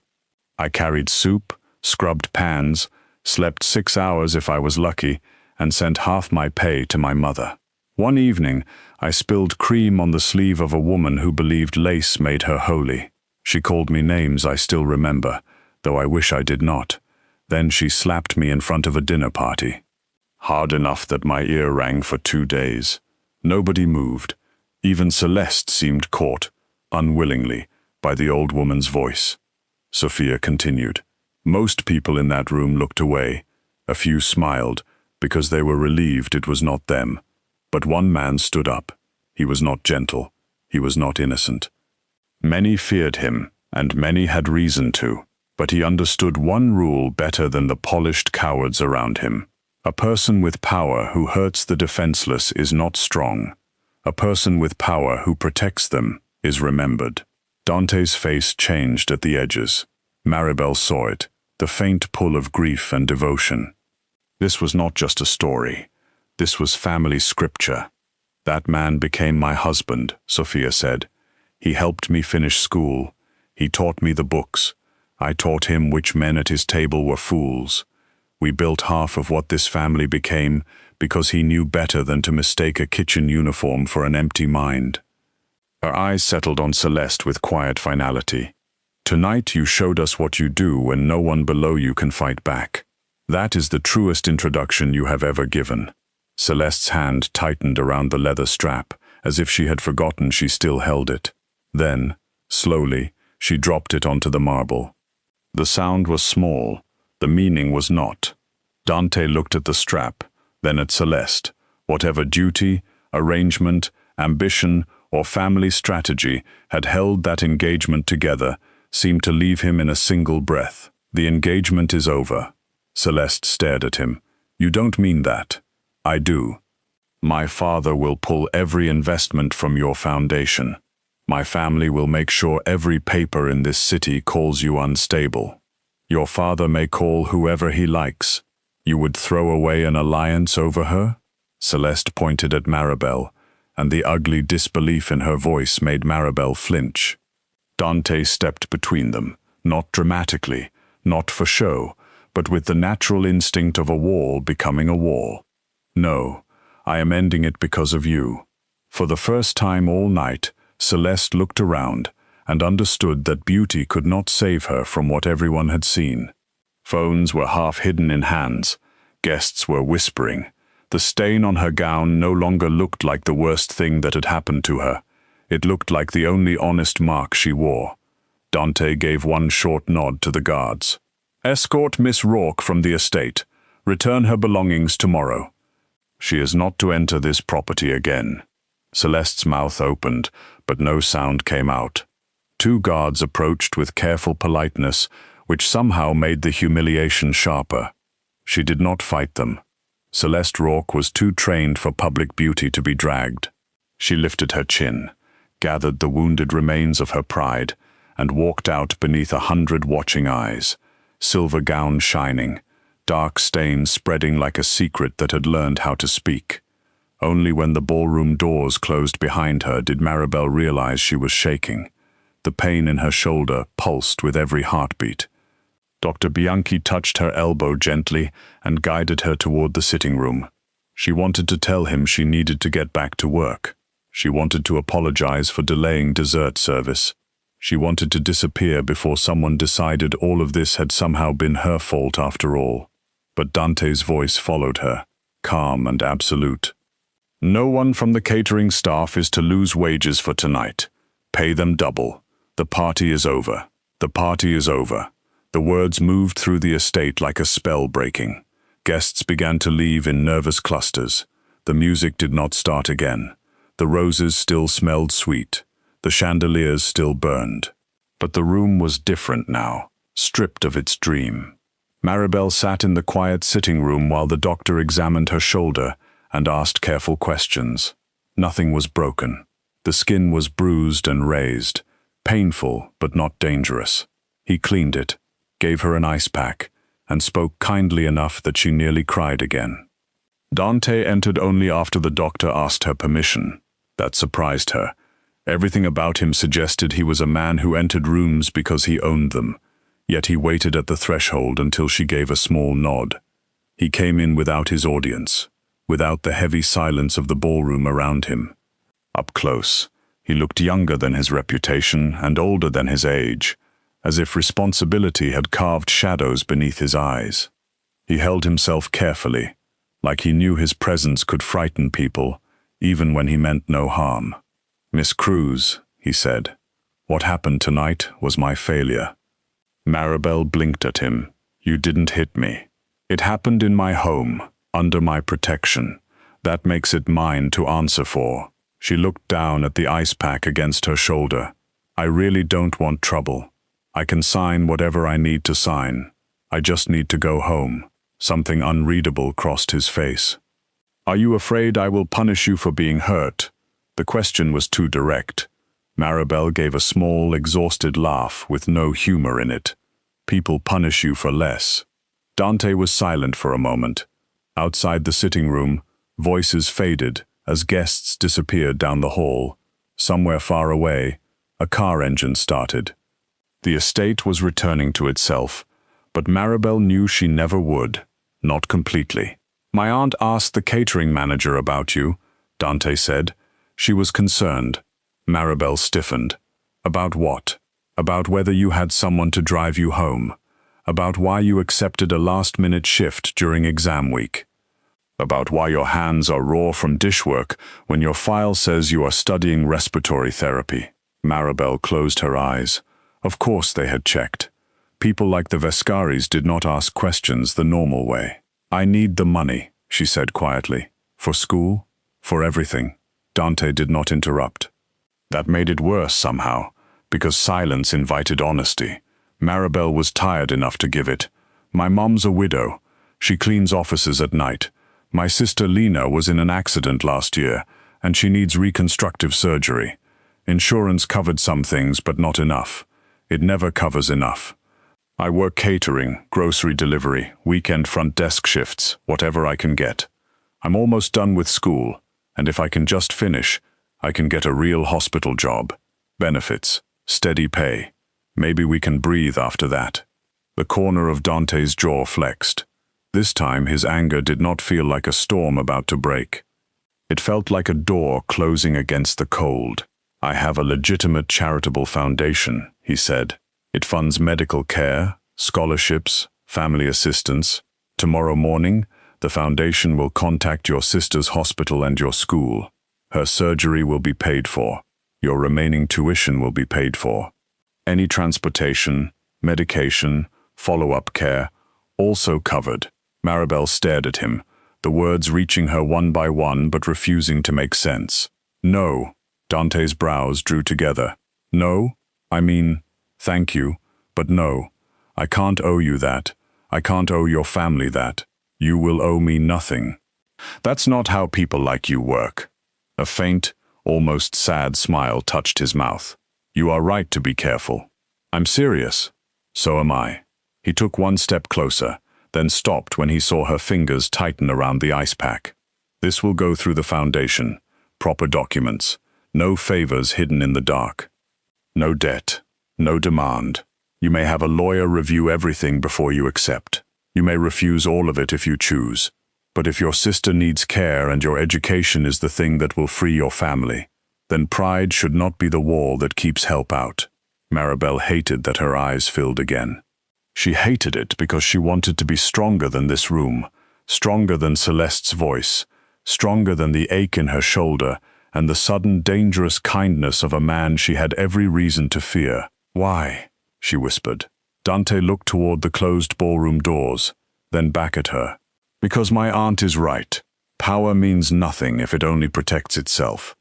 Outside, somewhere beyond the estate gates, the first video of Celeste raising the leather strap was already spreading from phone to phone, from private messages to public feeds, carrying the truth faster than any apology could catch it. Inside the quiet sitting room, Marabel Cruz sat with an ice pack against her bruised shoulder, while Dante Vascari stood before her like a man at the edge of a life he had not meant to question. Neither of them knew yet that the worst humiliation of Marabel's life had just opened a door neither money, fear, beauty, nor blood could close. But in the hush after the ruined celebration, with the roses still blooming and the mansion holding its breath, something had already changed. By morning, the world outside the Vascari gates had already decided it wanted a villain, a victim, and a spectacle. The first video was shaky, filmed from behind a champagne glass, but it was clear enough. Celeste Rourke in her silver gown. Marabel Cruz, standing frozen in her black catering uniform, the leather strap rising, the crack that made half the room flinch and the other half look away. Then Dante Vascari's voice, cutting through the ballroom like a locked door opening in the dark. Put it down. By noon, there were 5 different angles.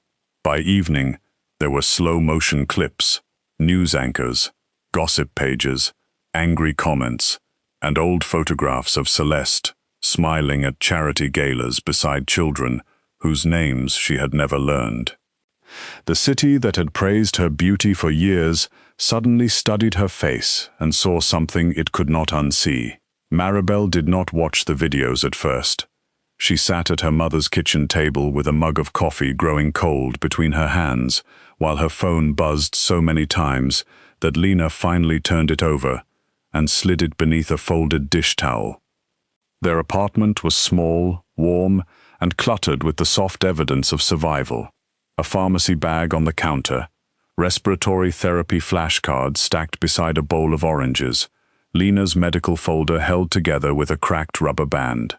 Their mother, Elena, moved through the kitchen in the same tired slippers she had worn for 6 winters, silent except for the occasional sharp breath she took whenever she looked at the bruise spreading across Marabel's shoulder. "I should have never let you take that job," Elena whispered. Marabel looked up. "Mom, I'm 24. You are still my child." The words were soft, but they carried every night. Elena had spent cleaning office floors while her daughters slept. Every bill she had hidden in drawers, every time she had smiled too brightly so the girls would not know how close they were to losing something important. Marabel reached for her hand. It was one shift. It was one room full of people who watched someone hurt you. That truth settled over the table. Lena, 16 and thin from months of pain and waiting, stared at the floor. The accident had left a line of damage along one side of her face and jaw that doctors promised could be improved, but only if the surgery happened soon. She hated people looking at her now. Marabel understood that kind of looking. Different reason, same sharp edge. She squeezed her mother's hand and tried to sound stronger than she felt. "It's over," she said. But it was not over. A foundation lawyer called before lunch, calm and professional, explaining that the Vascari Family Medical Trust was prepared to cover Lena's operation, follow-up therapy, medication, transportation, and Marabel's final year of school. No personal debt, no private contract, no strange conditions. Everything would be handled through the hospital and college financial office. Marabel asked the woman to repeat it twice. Then she asked if she could have the papers sent to a legal aid clinic. The woman said yes immediately. That almost scared Marabel more than if she had refused. For 3 days, the crew's apartment became a strange little island in a storm of attention. Reporters waited outside the building until neighbors yelled at them. Old classmates sent messages pretending they had always admired Marabel. Strangers called her brave. Strangers called her a liar. People argued about her body, her job, her expression, her right to cry, her right not to cry, as if pain became public property once someone filmed it. Celeste released a statement claiming Marabel had shoved her on purpose, that the whole thing had been a misunderstanding, that Dante had been manipulated by a dramatic employee looking for money. For 6 hours, some people believed her because beauty had trained them to. Then another video appeared. This one showed Celeste stepping backward without looking. It showed Marabel trying to twist away. It showed the accident exactly as it was. Small, human, forgivable. And then it showed Celeste choosing cruelty anyway. That video ended Celeste Rourke more completely than any insult could have. Sponsors dropped her. Charity boards removed her name from their websites with polite little statements about values. Invitations vanished. Her friends became busy. Her father's company released a cold message about personal accountability, which was rich, coming from a man who had built half his fortune on avoiding it. But the city accepted the performance because the city loved a clean ending. Celeste did not get one. She got silence. She got closed doors. She got the terrible knowledge that people had not suddenly become moral. They had simply become afraid of being seen beside her. Marabel agreed to one interview because the hospital fundraiser asked gently, and because Lena looked at her across the kitchen table and said, Maybe someone needs to hear you." She wore a simple navy blouse that did not hide her body and did not try to explain it. Her shoulder still ached. Her hands trembled under the studio lights, but her voice stayed steady. She did not call Celeste a monster. She did not ask anyone to hate her. She spoke about working people who carried plates, cleaned rooms, lifted boxes, wiped tables, and kept entire beautiful evenings from falling apart while being treated like background noise. She spoke about heavier women learning to apologize for taking up space before anyone even accused them of it. She said dignity should not depend on a dress size, a bank account, or whether the room finds you useful. When the interviewer asked if she wanted revenge, Marabel looked into the camera and shook her head. "No," she said. "I want people to stop being quiet when someone is being humiliated." Silence is what makes cruelty feel powerful. Dante watched the interview alone in his office at the estate. The same ballroom had been closed since that night. The roses were gone. The floors had been polished. The strap had been removed from the trophy wall and burned at Sophia's request in the old stone fireplace. Still, Dante could feel the room waiting below him like a memory with teeth. He had spent years believing discipline was enough to make him different from the men who came before him. He had rules. No civilians harmed under his roof. No women or children used as leverage. No employee mistreated by his people. But rules written in private meant little if a woman could be struck in the center of his home while powerful people watched their champagne bubbles rise. Sophia came to stand beside him, while Marabel's interview replayed on the screen. She leaned on her cane, but her eyes were sharp. "You are thinking too loudly," she said. Dante turned off the television. "I failed her." "Yes." He looked at his aunt, surprised by the bluntness even though he should have expected it. Sophia lowered herself into the chair across from his desk. "And now you must decide whether your guilt wants applause or work." Dante smiled faintly despite himself. "You have a gentle way of comforting family. I am old. I do not have time to decorate the truth." She tapped her cane once against the floor. "That girl does not need a prince in a black suit. She needs room to finish what she started. She needs her sister healed. She needs the world to stop treating her gratitude like a leash. I know. Do you?" Dante looked toward the window. Beyond the estate walls, the city stretched under a gray sky, full of people who worked until their bodies ached and still could not afford one emergency. He had donated money for years. His name appeared on plaques. His foundation held elegant dinners. He had mistaken distance for generosity. Marabel had changed that without asking to. Not because she was helpless, because she was not. Because she had stood in his ballroom, hurt and terrified, and still looked ashamed of needing help. "I will do it properly," he said. "Scholarships, medical grants, legal aid, worker assistance, not just checks at galas, actual access." Sophia studied him. "Good. And Dante? Yes? If you visit that family, do not arrive like a king inspecting a village." He gave her a dry look. "I was going to send flowers." "Send groceries. Flowers do not make dinner." So he did. The next week, boxes arrived at the crew's apartment from a local market. Not extravagant, not strange, just useful. Chicken, rice, fruit, vegetables, coffee, soup. Things Elena could cook without feeling like she had been handed a museum display. There were no roses, no jewelry, no note from Dante. Only a card from the foundation listing a number they could call for transportation to Lena's appointments. Marabel stared at the groceries for a long time and did not know what to do with the warmth moving through her chest. Lena's surgery happened 3 weeks later. The morning was cold and wet, rain tapping against the hospital windows while Elena prayed silently with a rosary wrapped around her fingers. Marabel sat beside her sister's bed, holding Lena's hand until the nurses came. She was trained enough to understand too much and human enough to be terrified anyway. When they wheeled Lena away, Marabel stood in the hallway and pressed both hands against her mouth, trying not to fall apart. Dante arrived quietly near noon. No entourage, no black-suited wall of men. Just him, in a dark overcoat, carrying 2 paper cups of coffee and a small bag of sandwiches from the cafeteria. He stopped several feet away, giving her space. "I can leave," he said. Marabel looked at him.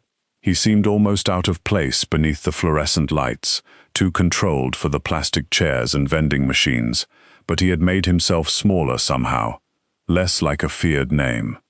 More like a man who understood he had no right to be there unless invited. "You brought cafeteria sandwiches?" she asked. "My aunt said flowers were useless." A surprised laugh broke out of her, shaky and tired. It was the first real laugh she had allowed herself in days. Dante handed her the coffee and sat 2 chairs away, not close enough to crowd her, not far enough to feel absent. For a while, they said nothing. The rain kept tapping. Nurses passed. Somewhere down the hall, a baby cried and then settled. Marabel drank the coffee. It was bad, bitter and too hot, but it steadied her. "Thank you," she said at last, "for Lena. You do not have to thank me every time. I know. I'm still going to." He nodded once. "Then I will keep telling you that you owe me nothing." The surgery lasted 4 hours. Dante stayed for all of them. He did not make calls in the hallway or demand special treatment. He sat beside Elena when Marabel went to the restroom. He listened when Lena's surgeon finally came out smiling and said everything had gone well. Elena cried into her hands. Marabel bent forward, like someone had cut the strings holding her up. Dante looked away to give them privacy, but not before Marabel saw the relief move across his face. After that, he appeared from time to time, always quietly, always with a reason that did not feel like a trap. He sent a driver when Lena had follow-up appointments and the buses were unreliable. He arranged for foundation staff to help Elena apply for benefits she had not known existed. He asked Marabel once, only once, if she needed anything for school. She said no with such force that he never asked that way again. Instead, he asked about her classes. He remembered exam dates. He listened when she explained ventilator settings, oxygen therapy, patient anxiety, and the strange, fragile beauty of helping someone breathe easier. Months passed, and the story that had once belonged to the internet slowly became life again. She studied on buses, in hospital waiting rooms, at the kitchen table while Lena watched movies with an ice pack against her cheek. Her bruise faded from purple to yellow to memory. Celeste's name stopped appearing in headlines and started appearing in whispers, then not even there. Dante changed too, though the city did not notice at first. The Vascari Foundation opened a real office near the medical center instead of operating only from polished rooms downtown. Scholarships appeared for caregivers, night shift workers, single parents, and students trying to finish healthcare training. A fund was created for reconstructive surgery and respiratory care.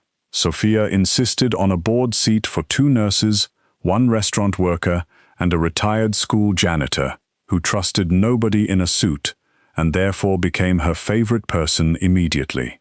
Marabel saw Dante most often at the hospital. Sometimes he came to foundation meetings. Sometimes he came because Sophia had an appointment and refused to let anyone else drive her. Sometimes, Marabel suspected, he came because he knew her break was at 4 and the vending machine coffee was terrible. Their conversations were not dramatic. That was what made them dangerous. He asked about her day, and he listened to the whole answer. She teased him for not knowing how to use a hospital microwave. He told her the estate chef had threatened to resign after Dante asked for simple chicken soup and nothing that needed to be described in French. She learned he hated being called generous. He learned she bit the inside of her cheek when she was trying not to argue. She learned he visited his uncle's grave every Sunday morning. He learned she was afraid of elevators, but took them anyway, because respiratory therapists did not get to choose where emergencies happened. Friendship arrived first, quiet as evening light. Then trust. Then something softer and more frightening. One night after a long shift, Marabel stepped outside the hospital and found Dante waiting near the curb, not leaning against a luxury car like some dark prince from a story, but standing beneath the weak glow of a street lamp, with rain in his hair and 2 umbrellas in his hand. "Sophia said you would forget yours," he said. "I didn't forget. I made an optimistic weather choice. Dangerous. Very." He opened the umbrella and walked beside her to the bus stop, because she still refused rides unless it was late enough to be unsafe. The rain softened the city around them. Cars hissed by. Neon signs blurred on the pavement. Marabel looked at him and realized she no longer thought first of the rumors, the estate, the guards, or the name Vascari. She thought of bad coffee, quiet waiting rooms, his aunt scolding him, the way he listened without trying to own the answer. That scared her more than his reputation ever had. "I don't want to be someone you saved," she said suddenly. Dante stopped. Rain tapped above them. "You are not." "I mean it. I can be grateful and still not belong to you." His expression grew serious. "Marabel, you will never belong to me. Not because I would not treasure you. Because people are not property, and you have fought too hard to be free." Her throat tightened. "Then what do you want?" Dante looked at her for a long moment. "To be someone you choose when nobody is forcing you. If that never happens, I will still be glad your sister is well and that you finished school." It was not the answer she expected. It was too plain, too patient, too clean to hide from. Marabel looked down at the rain shining on the sidewalk, and for the first time, she allowed herself to want something without immediately accusing it of being impossible. By spring, Lena was smiling in photographs again. Elena had reduced her night shifts. Marabel passed her final exam and accepted a respiratory therapist position at the same medical center where her sister had been treated. On her first day in scrubs, she stood in the staff bathroom and stared at herself in the mirror for a long time. Her body was still hers, soft and large and familiar.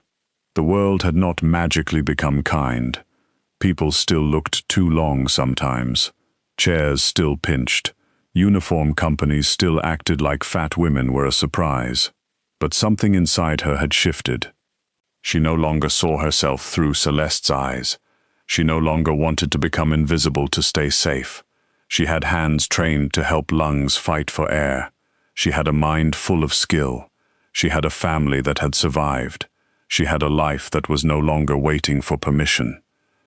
The next Vascari Foundation gathering was held 1 year after the ruined engagement party, in the same estate, but the ballroom looked almost unrecognizable.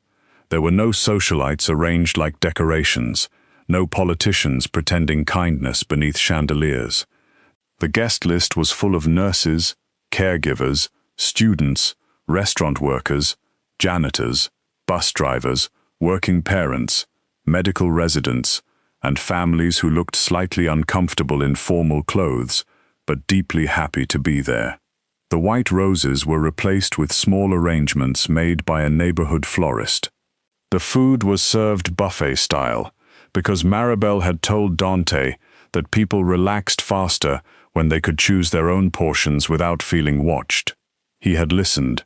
Marabel stood at the front of the ballroom in a deep blue dress that moved beautifully over her body. Her mother sat in the first row beside Lena, whose smile now came easily and brightly. Sophia sat near them, wearing the pleased expression of a woman watching history correct itself in real time. Dante stood at the side of the room, not center stage, not claiming the moment. His eyes found Marabel's, steady and proud.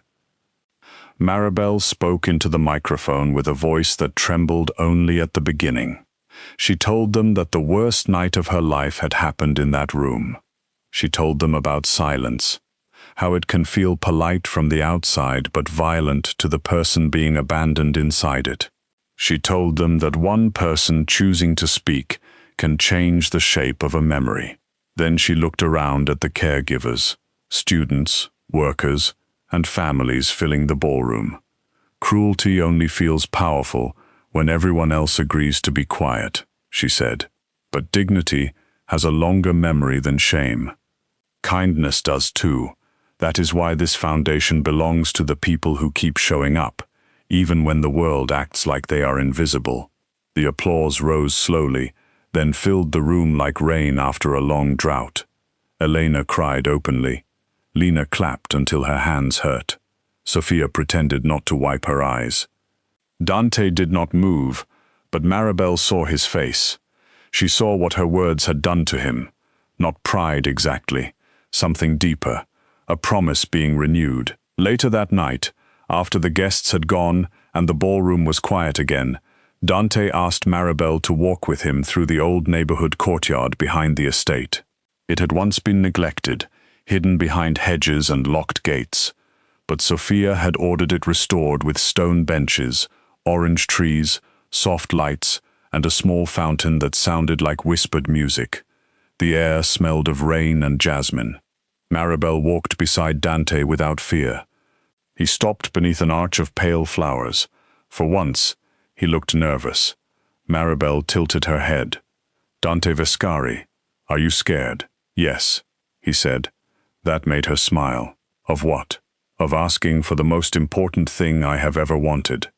Her smile faded. Dante reached into his coat and took out a small velvet box. When he opened it, the ring inside was not enormous or coldly perfect. It was old, gold and warm, with a deep red stone framed by tiny diamonds. Marabel recognized it from Sophia's hand. "My aunt gave this to me," he said. "She said not to use it unless I understood what it meant." It was not given to her as a prize.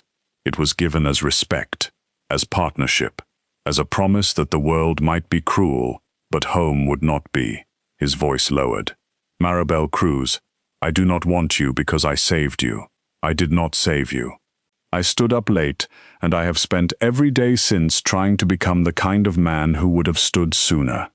I love your courage, your stubbornness, your kindness, your mind, your laugh, the way you protect the people you love, and the way you made my whole world answer for itself. If you choose me, I will spend my life choosing you back, freely, honestly, and with every piece of power I have." Marabel stared at him through tears. For a breath, she saw the ballroom again, the strap, the silence, the girl she had been with, her shoulder burning, and her heart trying not to break. Then she saw the hospital hallway, the rain, the bad coffee, Lena's healing smile, her mother sleeping through the night for the first time in years, Sophia's fierce old eyes, Dante waiting, changing, listening. This was not rescue. This was not debt. This was a door open in front of her, and no one pushing her through it. "Yes," she whispered. Dante closed his eyes like the word had struck him. Then he slipped the ring onto her finger, with hands that were steady again, and when he kissed her, it was not a claim made in front of a watching room. It was quiet, reverent, chosen. The fountain murmured beside them, and the estate that had once held her humiliation now held her joy. Their wedding brought together people who never would have sat in the same room before Marabel. Nurses danced with men who owned construction companies. Former dishwashers ate beside judges. Lena gave a speech that made half the guests laugh and the other half cry. Elena walked proudly through the ballroom without lowering her eyes. Sophia wore black silk and declared the cake acceptable, which everyone understood as the highest praise. Celeste Rourke did not attend. By then she had left the city's elite circles completely, living somewhere quiet, under the weight of a truth she could not buy her way out of. Her name became less a scandal than a warning mothers gave daughters who mistook beauty for character. Years passed, and the Vascari estate changed in ways nobody would have believed on the night of that broken engagement. The ballroom where Marabel had been struck was no longer used for private spectacles meant to impress people who already had too much. Dante signed the final papers himself, and workers transformed it into the Cruz Vascari Training and Assistance Center. The chandeliers stayed, not as symbols of wealth, but as light. The marble floors stayed too, polished beneath the shoes of nursing students, single mothers learning new skills, fathers applying for medical aid, teenagers attending free tutoring, and restaurant workers taking evening classes after long shifts. The old trophy wall was removed. In its place hung photographs of graduates, caregivers, scholarship families, and volunteers. No leather strap, no polished memory of cruelty, only proof that a room could be taught a different purpose.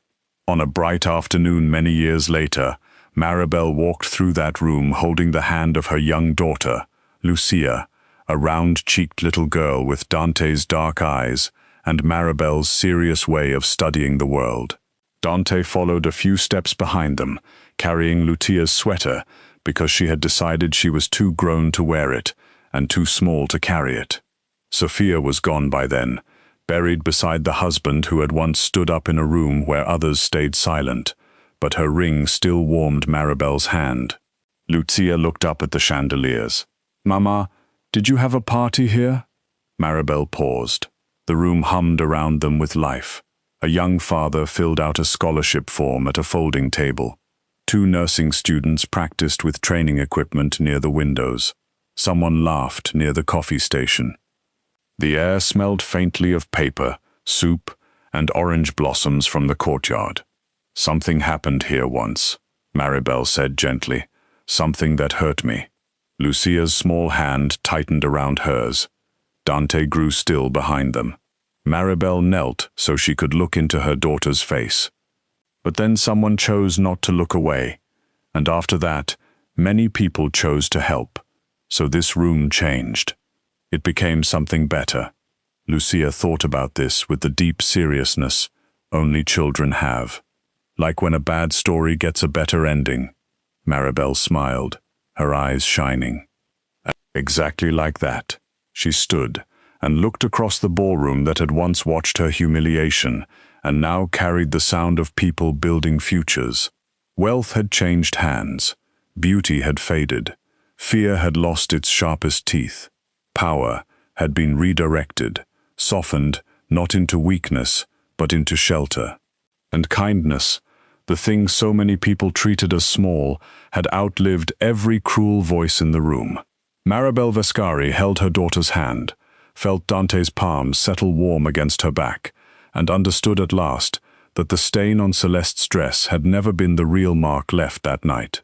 The real mark was this: a door opened, a silence broken, a family healed, a room transformed, and a woman who had once been told she was nothing, now standing in the center of everything she had helped become.